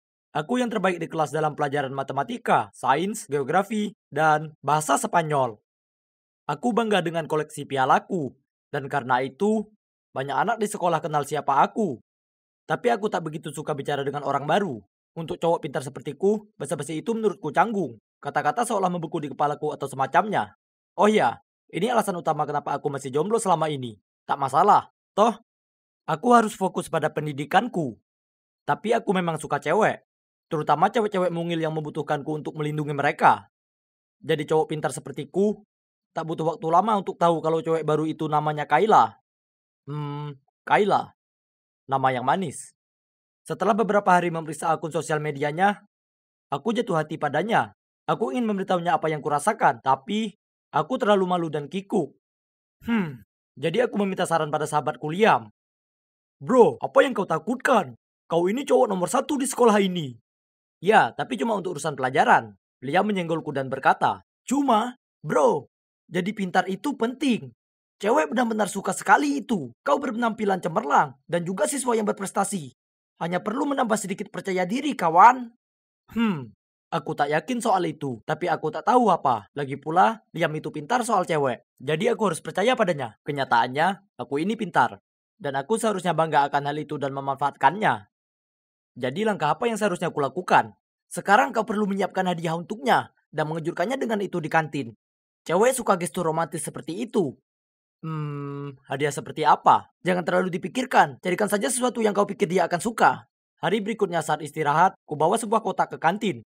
Aku melihat Kayla sedang duduk dengan teman-temannya. Oh ya ampun, ini menakutkan, tapi juga mendebarkan. Saat aku jalan ke arahnya, kuperhatikan betapa cantik dia terlihat hari ini. Tiba-tiba dia berdiri dan pergi ke kios makanan. Oke, jadi dia lebih tinggi daripada yang kukira. Ya, dia sedikit lebih tinggi dari perkiraanku. Oh tidak, dia raksasa jika dibandingkan denganku. Batalkan misi, batal! Aku berbalik dan beranjak pergi, saat tanpa sengaja aku menabrak seseorang dan menjatuhkan kotakku. Semua trofi dan piagam milikku berserakan di lantai, bersamaan dengan surat cinta yang sudah kutulis untuk Kayla. Mataku terpaku ke surat itu, dan aku hendak melompat ke depan dan mengambilnya, tapi cewek itu memungutnya, lalu dengan suara lantang berkata, "Oh lihat, Evan naksir pada Kayla. Siapa sangka seorang kutu buku punya standar yang sangat tinggi, atau seharusnya kusebut standar jangkung." Kemudian semua orang tertawa. Ya ampun, ini memalukan, jadi aku bergegas pergi dari sana. Liam yang sudah menungguku di luar, menghentikanku segera saat aku melewati pintu. "Apa itu tadi? Kau sungguh akan berikan semua itu untuk hadiah?" Dia merebut kotak itu dari tanganku dan mengintip ke dalamnya. "Kan kau bilang untuk memberinya sesuatu yang dia suka, dan kau juga bilang cewek suka cowok pintar. Memangnya kenapa? Apa ini tak cukup memperlihatkan pesonaku?" "Oh tidak, tidak seperti itu. Aku hanya berharap kau memberikannya sebuah boneka beruang atau bunga. Evan, bukan seperti ini." Jadi, ya sudah. Hidupku sudah berakhir. Aku akan jadi bahan olokan selamanya. Aku harus yakinkan orang tuaku untuk membiarkanku pindah sekolah. Tidak, untuk membiarkanku pindah ke planet lain. Hah? Ini dari Kayla. Apa? Dia bilang dia juga suka padaku. HP ini rusak atau apa? Wah, dia bilang dia sudah dengar banyak tentangku dan dia mengagumi prestasiku. Dan dia ingin pergi keluar denganku kapan-kapan. Tak lama setelahnya, kami mulai pacaran. Dia cewek yang menyenangkan untuk diajak bergaul. Tapi ada satu hal yang menggangguku. Dia sangat tinggi dan berdiri di sebelahnya terus mengingatkanku betapa aku ini pendek sekali. Itu tak pernah terlalu menggangguku sebelumnya, tapi itu terjadi saat aku berada di dekatnya. Orang-orang selalu bilang aku ini berperawakan kecil, tapi berada di sebelahnya membuatku merasa seperti habat atau apa. Kuputuskan untuk menambah berat badan, jadi aku mulai pergi ke gym. Tapi di sana sangat panas dan gerah, membuatku tak nyaman. Jadi aku menyerah. Toh aku terakhir seperti ini, tak ada yang bisa kuperbuat soal itu. Sementara Kayla kelihatannya tak masalah kalau aku lebih kecil darinya. Dan terlihat di depan publik denganku tak membuatnya terganggu. Tapi entah, aku cuma merasa tak nyaman. Jadi setelah kelas, saat dia menungguku di dekat pintu untuk pergi makan siang bersama, aku menggumam beralasan aku perlu ke perpustakaan dan aku akan menemuinya di sana sebentar. Aku tahu itu jahat, tapi aku tak mau nongkrong dengannya di sekolah. Karena aku tak mau anak-anak lain melongo dan mengolok-ngolok perbedaan tinggi kami. Aku berada di sini sepanjang jam istirahat. Aku tak mau menemui Kayla. Oh tidak, dia di sana rupanya. Ah, kenapa mereka letakkan barang-barang tinggi sekali? Sini biar ku ambilkan. Aku berbalik dan melihat itu Kayla. Kemudian dengan mudah diambilnya buku itu lalu menyerahkannya padaku. Tertegun, aku melihat sekeliling untuk memastikan tak ada yang melihat ini. Dan mendapati dua cewek terkekeh dan saling berbisik. Ini sangat memalukan. Sudah cukup buruk Kayla itu lebih besar dariku, tapi dia itu cewek sporty. Jadi dia juga lebih kuat dariku. Di saat waktu istirahat, aku susah payah membuka botol kokku. Tiba-tiba Kayla muncul, mengambilnya dariku. Dan meski aku bergumam aku ingin melakukannya, dia mengacuhkanku dan membukanya dengan mudah. Kemudian suatu malam saat aku sedang belajar, Liam mengirimiku pesan memberitahuku untuk memeriksa Instagramku. Ada sebuah foto diriku yang sedang duduk di pangkuan Kayla di taman sekolah. Apa? Lalu kemudian di bawahnya banyak sekali komentar seperti, "Wah, Evan si bayi kecil dengan Kayla Hook cewek." Dan seorang temanku bahkan berkata, "Jelas, Evan jadi istrinya dan Kayla jadi suaminya." Tidak, tidak, tidak. Ini tak mungkin terjadi. Sore itu di taman sekolah, ku minta Kayla untuk memeriksa punggungku yang digigit serangga. Tapi sebelum aku bisa menghentikannya, dia menarikku ke pangkuannya untuk memeriksanya. Tapi ada orang brengsek yang mengambil foto dan mempostingnya online mengatakan, "Evan kecil sedang duduk di pangkuan pacar Hooknya." Aku murka, terutama dengan komentar temanku. Aku membahasnya ke Kayla, tapi dia hanya mengangkat bahu dan memberitahuku mereka cuma iseng. Dan itu bukan masalah. Setelahnya, aku tak ingin sering berada di dekat Kayla. Dia hanya membuatku merasa sangat kecil. Dan aku benci ditertawakan oleh anak-anak yang lain. Beberapa hari kemudian di kelas olahraga, aku sedang lari saat aku tersandung kakiku sendiri. Dan tersungkur dengan keras di tanah sampai hampir pingsan. Aku terbaring di sana berkunang-kunang dan merasa seperti idiot saat banyak sekali anak mengelilingiku. Kayla juga berada di aula olahraga sedang latihan. Jadi dia lari ke arahku dan menyuruh semua orang untuk memberiku ruang. Kemudian dia memukuk dan mengangkatku dengan lengannya, lalu membopongku menyeberangi ruangan. Ini sungguh memalukan. Jadi dengan sisa tenagaku, aku teriak, "Turunkan aku! Aku bukan bayi!" "Oh oke, aku hanya berusaha menolongmu. Aku tak butuh bantuanmu. Ini memalukan. Seolah kamu ini pria dalam hubungan kita. Kau membuatku merasa lebih rendah." Semua orang melongo melihat kami dan berbisik-bisik. Kemudian Kayla menurunkanku dan jalan pergi dengan diam. Dia terlihat kecewa dan aku merasa tak enak. Malam itu, Kayla mengirim pesan minta ketemu aku di taman. Saat aku sampai di sana, dia sudah menungguku di bangku taman. Aku duduk di sampingnya dan berkata, "Dengar Kayla, aku minta maaf soal sebelumnya. Aku cuma..." "Stop! Aku ingin kita usai. Kau terlalu peduli dengan apa yang dipikirkan orang. Memangnya kenapa kalau aku ini lebih tinggi dan besar darimu? Siapa yang peduli? Kau tak pernah terlihat kecil atau lemah di mataku." Aku tak bisa bicara, dan dia melanjutkan, "Kau ini tak menganggap atau menghargaiku. Aku tahu kau menghindariku di sekolah. Aku tak mau pacar yang malu terlihat bersamaku. Aku pantas mendapat lebih dari itu. Jadi, ini berakhir, Evan." Lalu dia berdiri dan berjalan pergi. Aku melihatnya pergi. Dan meski ingin lari mengejarnya dan memohon padanya untuk memaafkan aku tak melakukan itu. Aku hanya duduk di sana sendiri, merasa seperti orang bodoh. Malam itu aku memikirkannya lama sekali. Aku tahu dia benar. Aku bersikap brengsek dan sekarang kehilangan pacarku yang luar biasa, lucu, dan cantik. Aku tak seharusnya biarkan pendapat orang lain begitu mempengaruhiku. Karena kalau pikir-pikir itu tak ada kaitannya. Aku menyukainya dan dia membuatku senang. Memangnya kenapa kalau dia bisa menggapai buku sedangkan aku tidak? Dipikir-pikir, sebenarnya sangat membantu berada di dekatnya. Beberapa hari kemudian aku mengirim pesan ke Kayla untuk meminta maaf dan meminta kesempatan lain. Tapi dia tak membalasnya. Jadi aku muncul di teras rumahnya dengan bunga dan sebuah kotak. Kayla membuka pintu dan merengut padaku. Aku seorang idiot. Idiot besar yang kecil.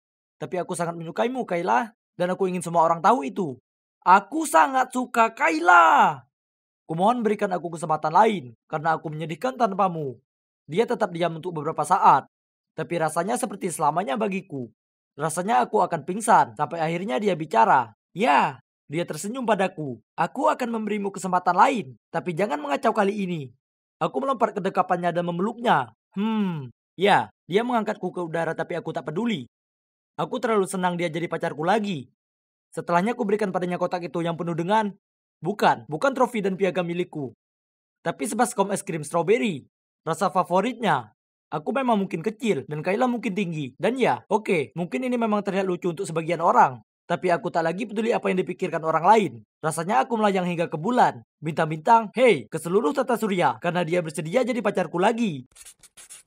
Ayo, biarkan kami melihatnya sekali saja. Lagian itu juga tidak terlalu bagus. Hahaha.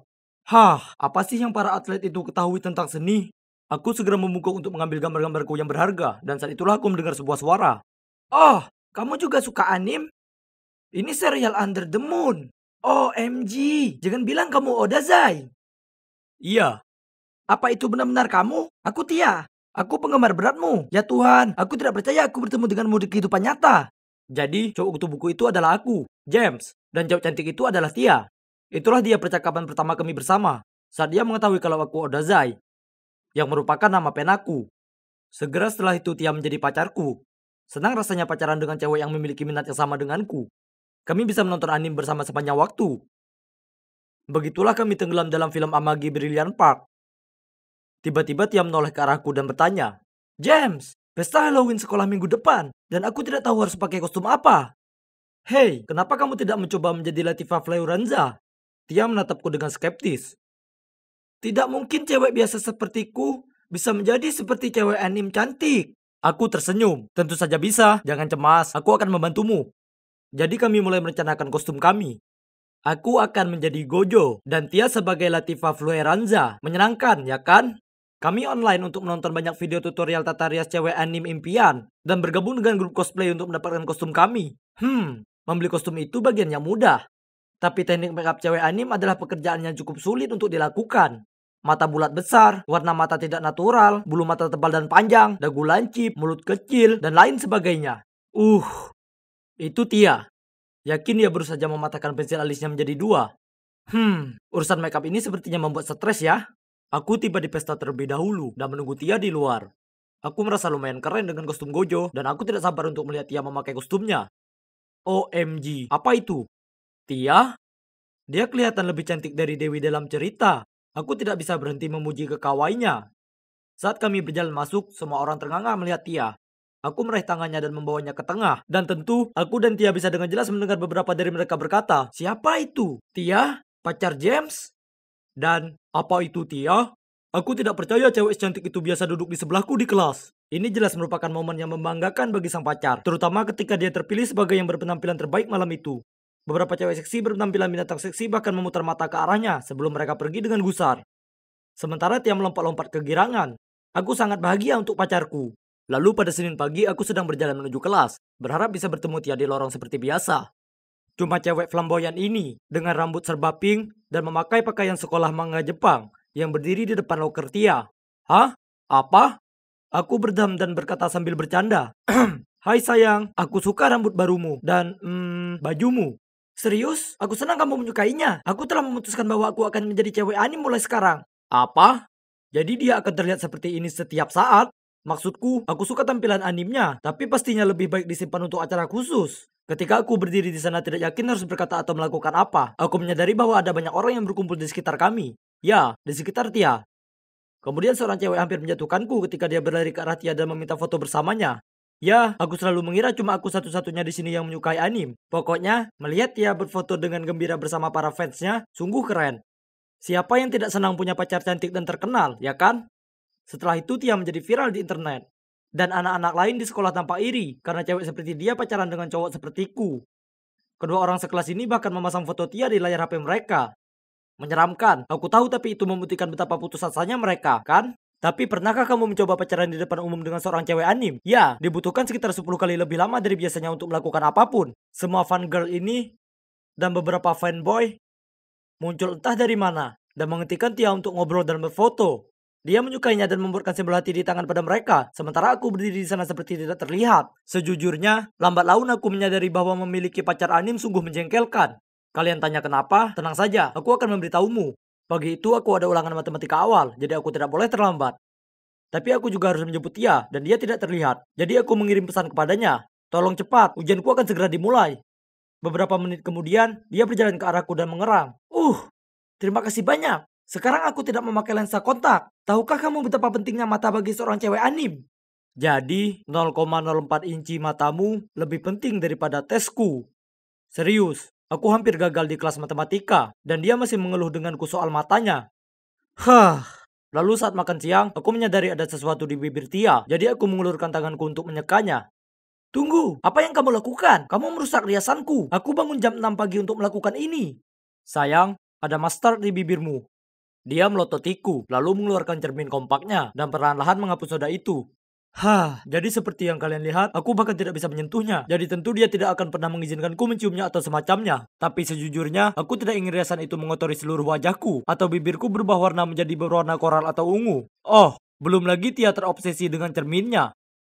Keadaan menjadi sangat buruk. Kami tidak bisa mempertahankan kontak mata, atau melakukan percakapan yang baik tanpa dia memeriksa dirinya sendiri setiap 5 detik.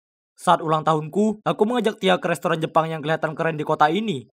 Tapi malam itu tempat penuh, dan kami tidak punya pilihan selain duduk di dekat jendela kaca reflektif. Dan tebakan kalian benar. Seluruh waktu makan dihabiskan dengan dia memeriksa sudut di jendela, dan terus-menerus menyibakkan rambutnya, atau dengan hati-hati mengatur ulang posisi jari-jarinya untuk menyesuaikan wajahnya. Aku menjadi sangat kesal, sampai aku bertanya padanya apakah aku mengganggu sesuatu di antara mereka berdua. Dan dia menjawab bahwa dia hanya ingin memeriksa apakah matanya cocok dengan warna rambutnya. Aku terdiam. Ini adalah perayaan ulang tahunku, tetapi dia lebih memedulikan refleksinya sendiri daripada berbicara denganku. Saat itu aku sangat bosan dengan Tia versi anime ini, dan hanya ingin kembali seperti dulu. Saat kami menonton film, belajar bahasa Jepang, dan berencana jalan-jalan ke Jepang untuk melihat bunga sakura bersama. Lalu sebuah ide muncul di kepalaku. Tia, kamu mau pergi berkemah bersamaku akhir pekan ini? Kemana kita akan pergi? Perkemahan Paradise, asalkan kamu tidak memakai riasan. Hah? Kenapa? Apakah kamu tidak menyukai riasanku? Tidakkah menurutmu aku terlihat cantik seperti ini? Sayang, kamu selalu yang paling cantik. Tapi maksudku, bagaimana jika aku ingin menciummu? Tia dengan malu-malu terkikik dan setuju. Oh ya, jadi kita akan menghabiskan akhir pekan bersama di hutan. Dan aku akan bertemu Tia yang sama lagi. Semuanya terdengar seperti ide yang bagus, bukan? Tapi pagi itu ketika aku datang menjemputnya, dia muncul lagi dalam tampilan anime lengkapnya. Hah? Kenapa kau merias wajah? Ini adalah kesempatan berfoto yang luar biasa. Aku perlu foto baru untuk diposting di Instagramku. Oke, ini benar-benar merusak moodku. Tapi bukannya berdebat, aku mengantar Tia ke perkemahan. Lalu apa kalian tahu? Ternyata akhir pekan itu hanyalah sesi pemotretan untuknya. Dia cuma mau berfoto. Ini keterlaluan. Kami tidak bisa berjalan sejauh 100 kaki tanpa dia berhenti dan memintaku untuk mengambil lebih banyak foto dirinya berpose di dekat pohon, tenda, dan pada suatu kesempatan, bahkan sepatu kets seseorang yang hilang. Kemudian pada malam hari dia cuma mau menatap ponselnya. Karena banyak yang harus dia edit.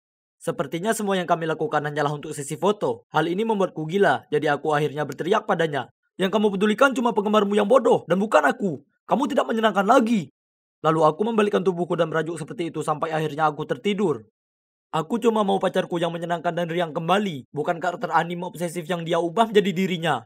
Ketika aku sampai di rumah, kami tidak berbicara selama beberapa hari berikutnya. Aku menyibukkan diri dengan menggambar doujinshi, menonton anime, dan belajar bahasa Jepang. Ya ampun, hal-hal ini jauh lebih menyenangkan saat aku melakukannya bersama Tia. Lalu suatu hari di sekolah, saat aku sedang berjalan menuju lokerku, aku mendengar seorang cewek menangis dan mengatakan kalau ada cowok yang menolaknya. Dan teman-temannya menghiburnya, mengatakan kepadanya bahwa mereka akan mengajarinya cara merias wajah dan melakukan makeover agar cowok yang disukainya tidak akan menolaknya.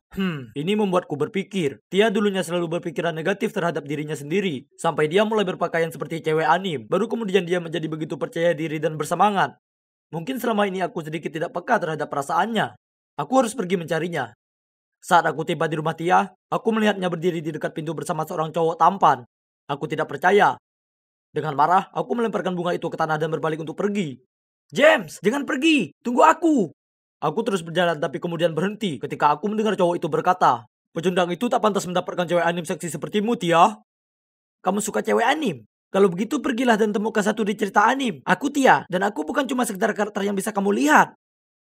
James, aku minta maaf. Jangan marah padaku lagi. Aku hanya mencoba menjadi cewek anime cuma karena aku tahu kamu menyukainya. Aku menghela nafas panjang dan menatapnya. Sebenarnya aku tidak lagi marah padanya, tapi aku berusaha tetap tenang saat dia melanjutkan. James, jangan diamkan aku. Aku sangat sedih tanpamu, dan aku tidak peduli ketika orang lain mengatakan aku cantik. Aku hanya peduli apa yang kamu pikirkan. Lalu dia menangis. Aku tidak bisa berpura-pura tidak peduli lagi. Aku menyeka air matanya dan menangkupkan wajahnya di tanganku untuk melihat lebih dekat pada cewek yang kucintai. Tapi tunggu dulu. Di balik riasan yang luntur, bintik-bintik merah kecil apa yang terlihat di kulitnya? Ya ampun, ada apa Tia? Entahlah, awalnya agak gatal, dan belakangan Semakin parah. Karena prihatin, aku langsung membawanya ke rumah sakit dermatologi. Dokter mengatakan dia alergi terhadap beberapa bahan dalam produk make up dan meresepkan obatnya. Fih, untungnya dia hanya perlu berhenti merias wajah sebentar dan menggunakan krim khusus untuk memulihkan kondisinya.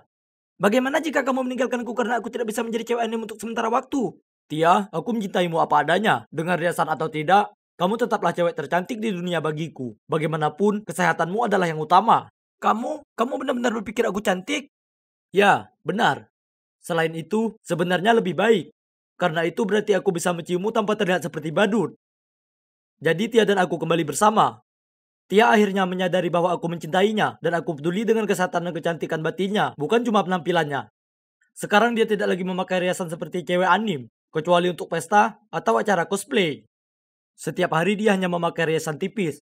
Terlepas dari ini, dia selalu terlihat sempurna bagiku. Bagiku, aku sedang mengerjakan seri doujinshi baru berjudul Aku Tidak Butuh Perhatian, Aku Cuma Mau Hatimu, yang terinspirasi oleh Tia, karena dia adalah inspirasiku. Dan dia sangat bersemangat. Dan serialnya akan segera diterbitkan.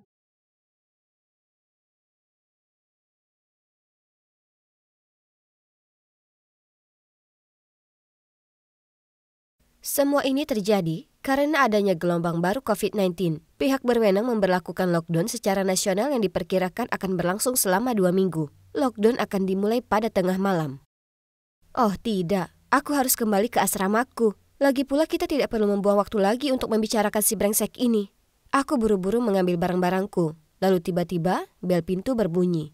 Aku akan kembali sebentar lagi. Stephen pergi untuk membukakan pintu, sementara aku tidak punya pilihan selain menunggunya. Astaga, situasi pandemi ini sungguh mengkhawatirkan. Dan aku sudah tidak berminat untuk mendengar kabar buruk lagi. Dari ruang tamu, aku bisa mendengar suara siapapun yang berdiri di luar pintu. Hei, bisakah aku menetap di sini sebentar? Tentu, tapi segera selesaikan hidupmu, ya? Gabe? Gabe menoleh ke arahku. Matanya melebar ketika dia menyadari siapa aku dan dia dengan canggung memalingkan muka dariku. Jadi kalian berdua saling kenal? Stephen memandang kami, bingung. Terjadi keheningan yang canggung di antara kami bertiga sebelum dia melanjutkan. Jadi, Janet, ini Gabe. Dia temanku dari tim hoki kampus. Gabe, ini Janet, teman baikku sewaktu SMA. Astaga, ini telah mencapai tingkat ketidaknyamanan yang baru. Gabe kemudian berdeham. Jadi, di mana aku tidur, Stevie? Lalu dia langsung menuju kamar tidur yang ditunjuk Stephen sambil menguap. Mengatakan dia mau tidur dulu. Stephen tertawa dan menoleh ke arahku sambil berkata, dia selalu seperti itu. Kami cukup dekat saat kuliah. Dia kadang-kadang datang dan menginap. Aku tergagap. Stephen, itu orang yang baru saja kuceritakan padamu. Orang yang membuatku takut. Stephen menatapku heran, tapi dia tidak mengatakan apa-apa. Aku sedang tidak mood untuk ini. Menurutku lebih baik aku pergi. Dan tepat ketika aku berpikir keadaan tidak akan menjadi lebih buruk, sebuah panggilan telepon datang. Saat melihatku panik, saat menerima telepon, Stephen pasti merasakan ada yang tidak beres. Dia bertanya padaku begitu aku menutup telepon. Apa semuanya baik-baik saja? Itu teman sekamarku. Dia baru saja memberitahuku bahwa ada kasus positif di asrama kami. Aku tidak bisa kembali sampai karantina selesai. Oh tidak, apa yang harus kulakukan? Semua barang-barangku ada di kamar asramaku, dan aku tidak bisa berkendara pulang ke kampung halamanku. Rasanya seperti 1 abad. Aku tidak akan bisa pergi kemanapun sebelum lockdown selesai. Dan menginap di beberapa hotel selama 2 minggu tentunya bukanlah pilihan yang cerdas. Janet, kamu bisa tinggal di sini. Stephen dengan lembut tersenyum padaku.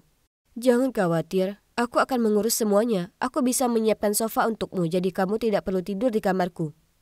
Oh, dia ingat aku punya sedikit klaustrofobia dan merasa tidak nyaman di kamar kecil. Aku hendak membalas, tapi dia menghentikanku. Lalu segera berjalan menuju sofa dan mulai menatanya kembali. Ini lucu, dan aku merasa tersentuh. Sepertinya aku tinggal di sini untuk karantina. Maksudku, ini akan baik-baik saja, tapi Gabe juga ada di sini. Dunia yang kecil, dan betapa canggungnya situasi yang aku alami. Tapi pilihan apa yang aku punya? Malam pertama, Stephen tinggal di ruang tamu bersamaku, dan kami banyak mengobrol. Apa kamu pernah berharap kita kembali ke masa SMA? Segalanya tampak lebih sederhana, ya kan? Kadang-kadang, itu membantu karena saat itu aku memiliki pacar yang paling manis. Apa kamu ingat saat kamu meminta tim pemandu sorak melakukan rutinitas khusus untuk ulang tahunku? Ini adalah hal paling lucu yang pernah dilakukan seseorang untukku. Stephen menyeringai. Baiklah, aku sudah mencobanya. Kita sangat bahagia saat itu. Lalu kuliah menghalanginya. Hei, tidak semuanya buruk. Kita masih berteman baik. Stephen balas tersenyum lembut. Benar sekali. Senang rasanya melakukan perjalanan menyusuri jalan kenangan bersama Stephen. Dia dulunya adalah pacar yang manis dan penuh perhatian. Dan dia tetaplah cowok yang seperti itu. Apapun yang terjadi, berada di dekatnya membuatku merasa aman. Kami terus ngobrol sampai subuh. Lalu tertidur. Beberapa saat kemudian di pagi hari, aku terbangun karena suara pintu lemari es dibanting. Melalui mata kabur, aku mengetahui bahwa itu adalah Gabe. Dia memelototiku sebelum dia bergegas kembali ke kamarnya. Kenapa dia begitu membenciku? Lalu aku melihat dia meninggalkan pancake di atas meja. Oh, ini pasti untuk Stephen. Jadi aku membawanya ke dia. Dia sedang memakannya saat Gabe muncul kembali. Hei Gabe, terima kasih untuk pancake-nya. Gabe mendengus. Ya. Lalu menatapku dengan pandangan kotor sebelum dia pergi lagi. Aku berusaha sekuat tenaga untuk menghindari Gabe, tapi ini tidak mudah ketika aku terjebak di apartemen kecil bersamanya. Aku menghabiskan sebagian besar waktuku membaca buku atau mendengarkan musik. Ya, kami punya sejarah yang baru saja kuceritakan pada Stephen sesaat sebelum Gabe membunyikan bel pintu. Kami berkencan selama sebulan. Semuanya baik-baik saja dan aku mulai sangat menyukainya. Dan wah, dia menghilang. Janet ghosting. Aku masih merasa sedih dan belum mau menghadapi semua ini. Apa alam semesta mengatur situasi karantina yang tidak nyata ini sehingga aku bisa mengatasi makhluk hantu ini? Lalu setelah itu, saat Stephen sedang mandi, Gabe berjalan ke arahku dan memberikanku sebatang permen. Aku meletakkan bukuku dan mengambilnya darinya. Tapi hanya karena aku tidak ingin bersikap kasar, lalu dia dengan canggung bertengger di tepi sofa dan berkata, ada apa denganmu dan Stephen? Hal ini membuatku jengkel, jadi aku berkata, itu bukan urusanmu. Mungkin saja, aku sudah tahu ada sesuatu yang terjadi saat aku masuk. Lalu sebelum aku bisa menjawab, dia melanjutkan. Baik, masuk akal kalau gadis sepertimu akan jatuh cinta pada playboy. Stephen adalah cowok yang baik. Dia membiarkanmu tinggal di sini, ya kan?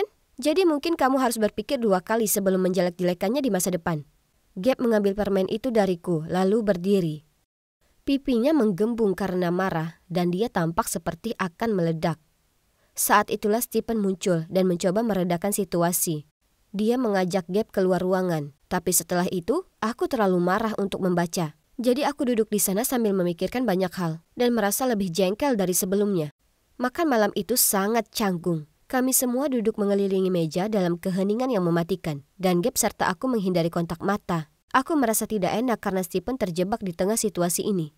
Dia tidak pantas menerima ini. Saat aku sedang cuci piring, Gabe berkata kepada Stephen, Bisakah kamu memberi kami ruang? Aku perlu berbicara dengan Janet secara pribadi.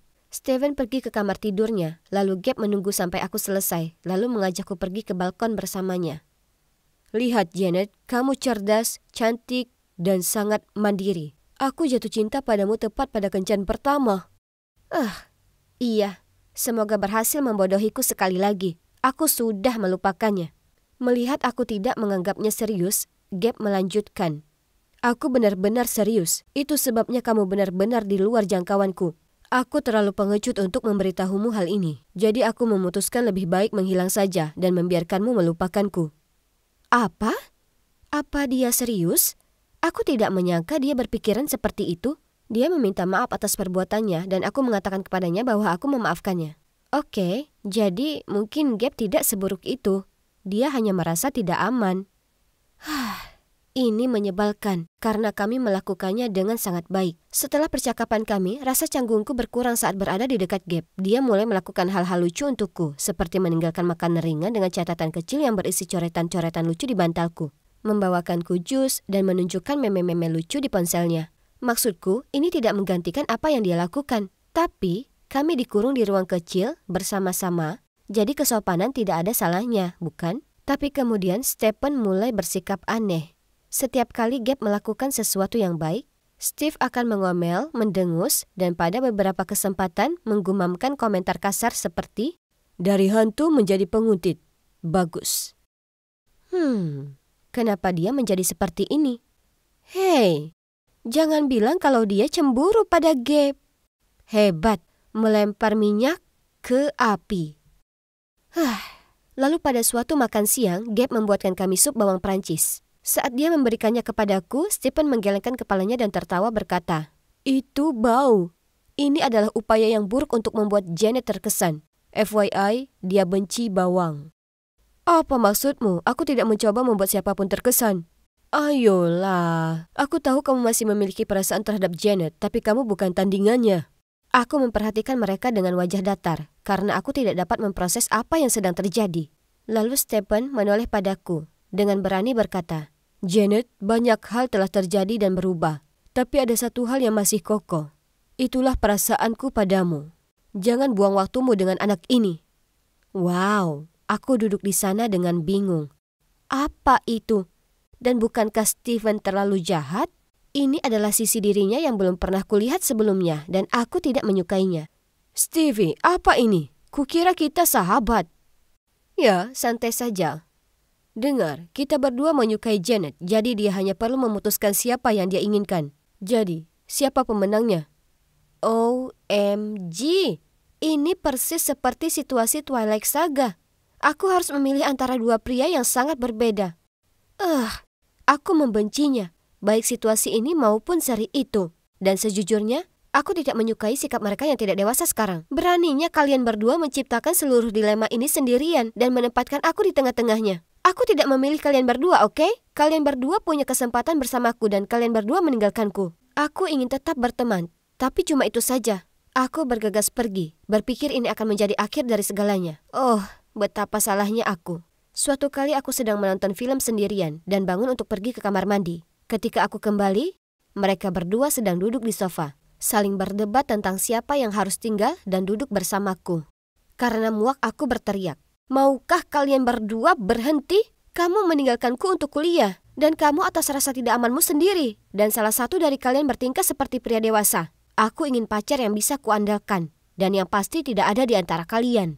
Sejauh yang aku ketahui, perasaan romantis apapun yang aku miliki terhadap kalian berdua sudah berlalu dengan baik dan benar. Mereka berdua menatapku kaget dan keheningan yang canggung pun terjadi. Apakah itu agak kasar pada mereka? Meskipun begitu, mereka tetap perlu mengetahui perasaanku agar mereka menghentikan ilusi mereka sendiri dan berhenti bertengkar dengan sia-sia. Untungnya, karantina sudah hampir selesai, jadi setidaknya aku akan keluar dari apartemen yang menyesakan ini dalam 2 hari. Ya ampun. Itu adalah 2 hari terpanjang yang pernah ada. Tidak ada yang berbicara satu sama lain dan suasananya sangat buruk. Ketika akhirnya berakhir, aku mengucapkan terima kasih dengan cepat dan bergegas menuju pintu. "Janet, kita masih berteman kan?" "Ya, kamu juga masih temanku ya?" Steven dan Gabe dengan tidak sabar menantikan jawabanku. Tapi aku hanya tersenyum pada mereka berdua lalu pergi. Sebenarnya, aku tidak yakin ingin berteman dengan salah satu dari mereka lagi. 2 minggu terakhir ini sangat aneh dan kacau, sehingga aku tidak bisa memikirkan apapun lebih jauh. Jadi, untuk saat ini, aku hanya akan menikmati kelegaan karena bisa keluar dari skenario aneh terjebak dengan 2 mantan itu dulu, bukan?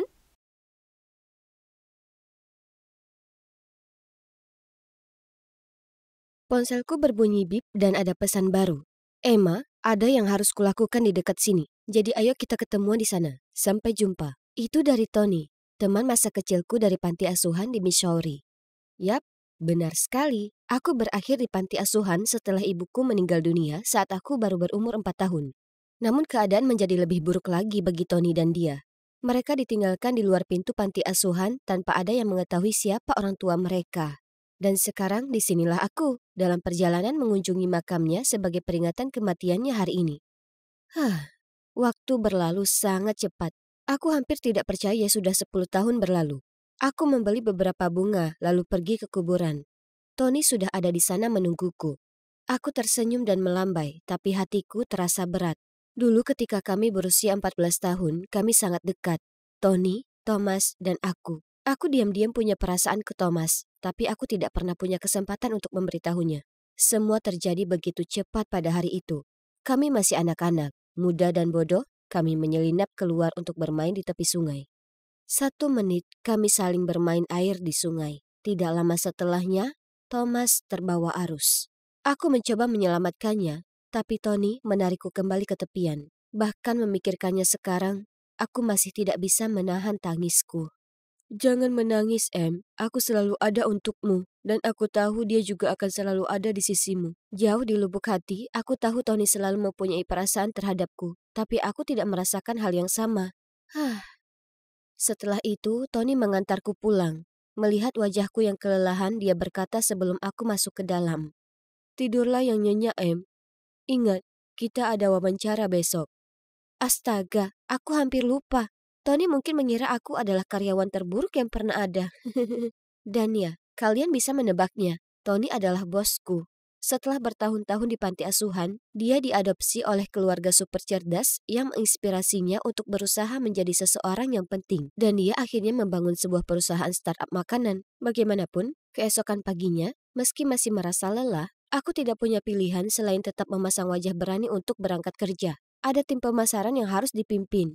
Tapi saat aku berjalan ke lobi, seorang pria menabrakku. Dia membantuku berdiri dan dengan panik meminta maaf, menjelaskan bahwa dia sedang terburu-buru. Aku mendongak dan hendak mengomelinya, tapi tunggu.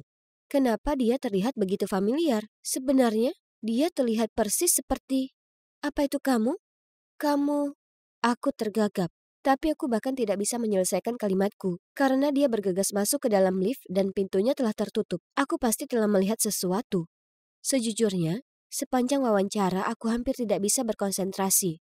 Mungkinkah ada 2 orang yang terlihat serupa di muka bumi ini? Aku melamun ketika pelamar berikutnya datang. Dan itu adalah dia. Baik Tony dan aku menatap dengan kaget. Dia adalah kembaran Thomas. Tapi itu tidak mungkin. Maksudku, Thomas sudah meninggal bertahun-tahun yang lalu. Kami berdua terlalu kaget untuk mengatakan apapun sampai suaranya memecah keheningan. Hai, aku Dustin, dan aku di sini untuk wawancara untuk posisi pemasaran. Aku memandang Tony, dan dia tampak sama bingungnya denganku. Tapi, ya, itu bukan Thomas. Orang ini berasal dari Illinois dan bahkan belum pernah ke Missouri. Oke, jadi inilah kembaran Thomas. Cukup masuk akal. Wawancara berjalan dengan baik, dan meskipun dia sedikit arogan, dia tahu apa yang dia lakukan, jadi kami mempekerjakannya. Saat aku keluar ruangan, anehnya, Dustin masih menungguku di luar. Dia menawarkan untuk mentraktirku makan siang sebagai permintaan maaf sebelumnya. Aku setuju, karena aku sangat ingin menanyakan lebih banyak pertanyaan kepadanya. Saat makan siang, aku terus bercerita tentang panti asuhan, beberapa hobi Thomas, dan hal-hal yang dibencinya. Tapi Dustin bahkan tidak mengedipkan mata. Aku kecewa, karena aku sangat berharap Dustin benar-benar menjadi Thomas. Malam itu, aku hampir tidak bisa tidur. Aku tidak bisa berhenti memikirkan Dustin. Ini konyol. Tapi aku masih mempunyai perasaan yang kuat bahwa dia benar-benar kekasih masa kecilku. Tiba-tiba, aku mendapat pesan dari Tony. Aku melihatmu jalan-jalan dengan Dustin. Sadar, Em, dia bukan Thomas. Aku tidak mau mendengarnya. Keesokan harinya, aku tidak bisa mengalihkan pandanganku dari Dustin. Saat makan siang, aku melihat dia menaruh madu pada semangkanya, dan aku merinding. Itulah yang biasa dilakukan Thomas. Ya ampun. Aku berseru. Aku kemudian memberitahu Tony apa yang baru saja aku lihat setelah dia duduk, tapi dia hanya tertawa dan berkata, sejujurnya, banyak orang yang melakukan itu. Apa menurutmu Thomas kita bisa sesombong itu? Melihat aku masih tidak terpengaruh, dia melanjutkan. Tetapi jika kamu masih ingin memeriksanya, beri saja dia buah persik. Segala hal bisa berubah, tapi alergi tidak, kan? OMG, Tony jenius. Dia mungkin hanya bercanda. Tapi aku sangat serius. Jadi, keesokan harinya aku membelikan Dustin pai buah persik untuk menyebutnya di tim. Tetapi yang mengagetkanku, dia memakannya dengan senang hati dan tampak baik-baik saja. Oke, jelas aku harus melupakan ini. Dia bukan Thomas. Selesai. Tapi andai saja segalanya sesederhana itu. Dan meskipun aku tahu Dustin bukan Thomas, aku tetap merasa tertarik padanya. Dia cerdas dan manis, dan sangat menyenangkan berada di dekatnya. Akhirnya, kami mulai jalan-jalan dan menjadi sangat dekat. Kami sebenarnya tidak mengumumkan sesuatu secara resmi, tapi kami sudah pacaran secara sederhana. Namun, mustahil menyembunyikan sesuatu dari Tony. Suatu kali perusahaan kami mengadakan akhir pekan kebersamaan tim, dan kami mengadakan kompetisi tenis. Kami harus berpasangan, jadi jelas aku akan memilih Dustin. Tapi saat kami akan mendaftar, Tony datang memintaku menjadi rekannya juga. Ya Tuhan, itu sangat canggung. Kemudian Tony berkata dengan nada yang sangat merajuk. Baiklah, bagaimana kalau kita mengadakan sedikit kompetisi? Pemenangnya akan berpasangan dengan Emma. Maka mereka mengadakan lomba renang. Itu sangat memalukan. Aku tahu Dustin tidak bisa berenang, jadi aku mulai panik, tetapi dia tetap masuk ke dalam kolam. Jelas Tony menang. Tapi siapa peduli? Dia bertingkah seperti anak kecil. Aku bergegas membantu Dustin yang terbatuk-batuk dan tersedak air. Dan pada saat itu, aku menyadari bahwa aku sangat jatuh cinta padanya. Namun sejak itu, ada rumor di perusahaan bahwa Dustin hanya menggodaku untuk dipromosikan. Suatu pagi, kami sedang berjalan melewati lobi bersama-sama ketika dua gadis mulai berbisik-bisik tentang kami. Jadi Dustin meraih tanganku dan langsung menghampiri gadis-gadis berkata, "Aku sayang Emma, apa yang salah dengan itu?"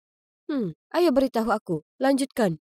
Tepat pada saat itu, Tony muncul dan bertanya apakah dia bisa bicara dengan Dustin di kantornya. Aku sangat gugup. Sekarang semua orang tahu kami dalam cinta segitiga yang aneh, dan aku tidak menyukainya sedikit pun. Kemudian salah satu kolegaku mendengar Tony memberitahu Dustin bahwa jika dia tidak meninggalkanku sendirian, dia akan dipecat. Aku tidak percaya. Aku segera pergi menemui Tony. Bahkan sebelum aku sempat menghadapinya, dia berkata, "Ya, itu benar. Aku minta gadis-gadis itu memulai rumor tersebut, dan aku juga meminta si brengsek itu menyerah padamu. Itu aku. Aku melakukan semuanya. Aku hanya tidak mengerti, Em. Kenapa aku tidak pernah cukup baik untukmu?" Tony, tunggu. Sudah 10 tahun. Kenapa kamu tidak memberiku kesempatan? Kenapa kamu tidak bisa melepaskan Thomas? Seorang pria yang mirip dengannya sedang naik daun dan kamu benar-benar melupakanku. Dia seorang pecundang dibandingkan Thomas. Jangan berani-berani menyebut dia pecundang. Aku bilang. Lihat, pada akhirnya, kamu tetap hanya peduli padanya. Bukan aku. Tony berteriak, lalu pergi. Aku benci berada dalam situasi ini. Di satu sisi, aku sangat menyukai Dustin. Tapi Tony bukan hanya penyelamat hidupku, tapi juga sahabatku yang selalu berada di sisiku dalam suka dan duka. Sungguh dilema. Pada akhirnya, aku memutuskan untuk mengambil sedikit jarak dari Dustin, hanya sampai keadaan menjadi tenang. Mungkin dengan begitu rumor tersebut akan berhenti, dan orang-orang akan berhenti bersikap negatif terhadapnya. Namun, hal itu tidak terjadi. Soalnya, produk baru kita yang bahkan belum dirilis, tiba-tiba muncul di website pesaing langsung kita. Pasti ada yang membocorkan file rahasia itu. Tapi siapa? Investigasi dibuka dan semua komputer kami diperiksa. Kalian mungkin tidak akan mempercayainya. Tetapi tim TI berhasil memulihkan email terhapus yang dikirimkan ke pesaing kami dari kotak keluar Dustin. Dustin membantahnya dan meminta untuk memeriksa CCTV. Begitulah cara kami menangkap Mike, salah satu karyawan senior kami, di depan komputer Dustin yang sedang melakukan sesuatu secara diam-diam. Dan tidak disangka, dia akan menyalahkan Dustin. Setelah kebenaran terungkap, aku menghampiri Dustin. Tapi dia tampak marah saat berkata, "Kamu pikir aku juga pria brengsek kan? Itu sebabnya kamu bersikap dingin padaku." Ku bilang padanya aku tidak pernah percaya dia melakukannya, lalu aku meraih tangannya. "Maafkan aku, hanya saja aku sudah melalui beberapa hal." Lalu kami berpelukan. Astaga, aku sangat merindukannya. Tapi dramanya tidak berakhir di situ. Kebocoran informasi telah menyebabkan kerugian besar bagi perusahaan kami. Kami mengadakan ribuan meeting dan tekanan yang tidak nyata. Merasa sangat kecewa, aku naik ke atap untuk mencari udara segar. Tiba-tiba aku mendengar suara Dustin di suatu tempat. Dia sedang menelpon seseorang untuk membicarakan rencana mencuri produk perusahaan kami. Mustahil! Tanpa berpikir panjang, aku menerjang dan mengambil ponselnya untuk melihat dengan siapa dia berbicara. Mike? OMG! Apa mereka mata-mata perusahaan musuh sejak awal? Aku sangat marah. Tapi sebenarnya lebih kecewa. Jadi aku memintanya untuk mengundurkan diri dan menjauh dari pandanganku. Aku tahu aku seharusnya mengungkapkannya ke seluruh perusahaan daripada membiarkannya pergi begitu saja. Tapi kurasa hatiku tidak sanggup melakukan itu. Aku merasa sangat tidak enak, terutama terhadap Tony, sahabatku yang selalu berada di sisiku saat aku sibuk mengejar si brengsek itu. Aku kehilangan kontak dengan Dustin setelah itu, dan aku hampir tidak punya waktu untuk memikirkannya karena perusahaan kami berada di ambang kebangkrutan. Namun suatu hari aku mendapat telepon darinya, diikuti dengan pesan yang mengatakan, "Tolong jangan abaikan aku, ada hal penting yang ingin kukatakan padamu." Jadi, kami bertemu keesokan harinya di kedai kopi, dan begitu aku melihatnya, aku berkata, "Dengar Dustin, aku sudah muak dengan semua kebohonganmu. Tolong langsung saja ke intinya." Kemudian dia menjawab, "Emma, kuakui bahwa aku datang bekerja di perusahaanmu hanya untuk mencuri ide-idemu. Tapi melihatmu dan Tony setelah bertahun-tahun dan jatuh cinta lagi padamu, ya, itu bukan bagian dari rencanaku." Aku bingung. "Setelah bertahun-tahun, apa yang kau bicarakan?" Lalu dia menunjukkan padaku pergelangan tangannya, dan dia memakai gelang persahabatan. "Ingat ini? Kau berikan padaku pada hari ulang tahunku 10 tahun yang lalu." Ya ampun. Apa yang sedang terjadi? Aku tidak dapat mempercayai mataku. Aku telah memberikan ini kepada Thomas. Tapi kenapa? Tapi buah persiknya? Lanjutku. Dia hanya tertawa dan berkata, "Aku mendengar rencana kalian, jadi aku memastikan untuk meminum obat alergi sebelumnya." Kemudian dia menjelaskan bahwa dia adalah Thomas, dan dia cukup beruntung masih bisa selamat hari itu di sungai. Ada sebuah keluarga yang sedang berada di sungai mencari putra mereka yang tenggelam. Namun bukannya menemukannya, mereka malah menemukan Thomas. Jadi mereka mengadopsinya dan mengubah namanya menjadi nama putra mereka, Dustin. Ini gila. Inilah Thomas, tepat di hadapanku, setelah bertahun-tahun. Dan coba tebak, ayah angkatnya adalah direktur perusahaan saingan kami. Jadi dia meminta Dustin, atau haruskah kukatakan Thomas, untuk datang dan menyusup ke perusahaan kami. Thomas terus meminta maaf atas hal itu, mengatakan betapa hal itu telah menyiksanya, dan bahwa dia hanya merindukanku dan harus mengatakan yang sebenarnya. Kepalaku berputar. Ini semua keterlaluan. Aku perlu waktu sejenak untuk memikirkan semuanya. Namun pada akhirnya, kami memutuskan bahwa dia dapat membantu perusahaan kami dengan mengunggah postingan untuk mengungkap kebenaran. Tentu saja begitu Tony mendengar tentang itu semua, dia sangat marah. Dia kebanyakan marah padaku karena aku melindungi Thomas. Dia bahkan berhenti berbicara denganku untuk sementara waktu. Namun, selain itu, setelah postingan Thomas, segalanya menjadi lebih baik bagi perusahaan kami. Kami dapat meluncurkan produk baru sesuai jadwal dan dia bahkan menyumbangkan sejumlah modal untuk membantu proyek kami berikutnya. Sekarang perusahaan kami masih jadi rival, tapi setidaknya sekarang persaingannya sehat. Adapun Tony dan aku, kami akhirnya berbaikan. Dia datang menemuiku suatu hari sepulang kerja dan berkata, Aku minta maaf atas sikapku yang kekanak-kanakan. Aku hanya iri padamu dan Thomas. Aku terlalu egois untuk mempertimbangkan perasaanmu. Tapi, kamu dan Thomas, aku ingin kalian bersama. Kalian berdua diciptakan untuk satu sama lain." Aku tidak bisa berhenti menangis saat dia mengatakan itu. Itu sangat berarti bagiku. Dan coba tebak, sudah setahun penuh sejak Thomas kembali ke kehidupan kami. Dan kami bertiga kembali menjadi sahabat.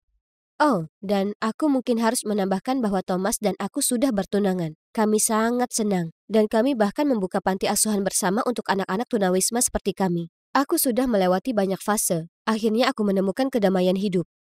Aku kira semuanya berakhir indah,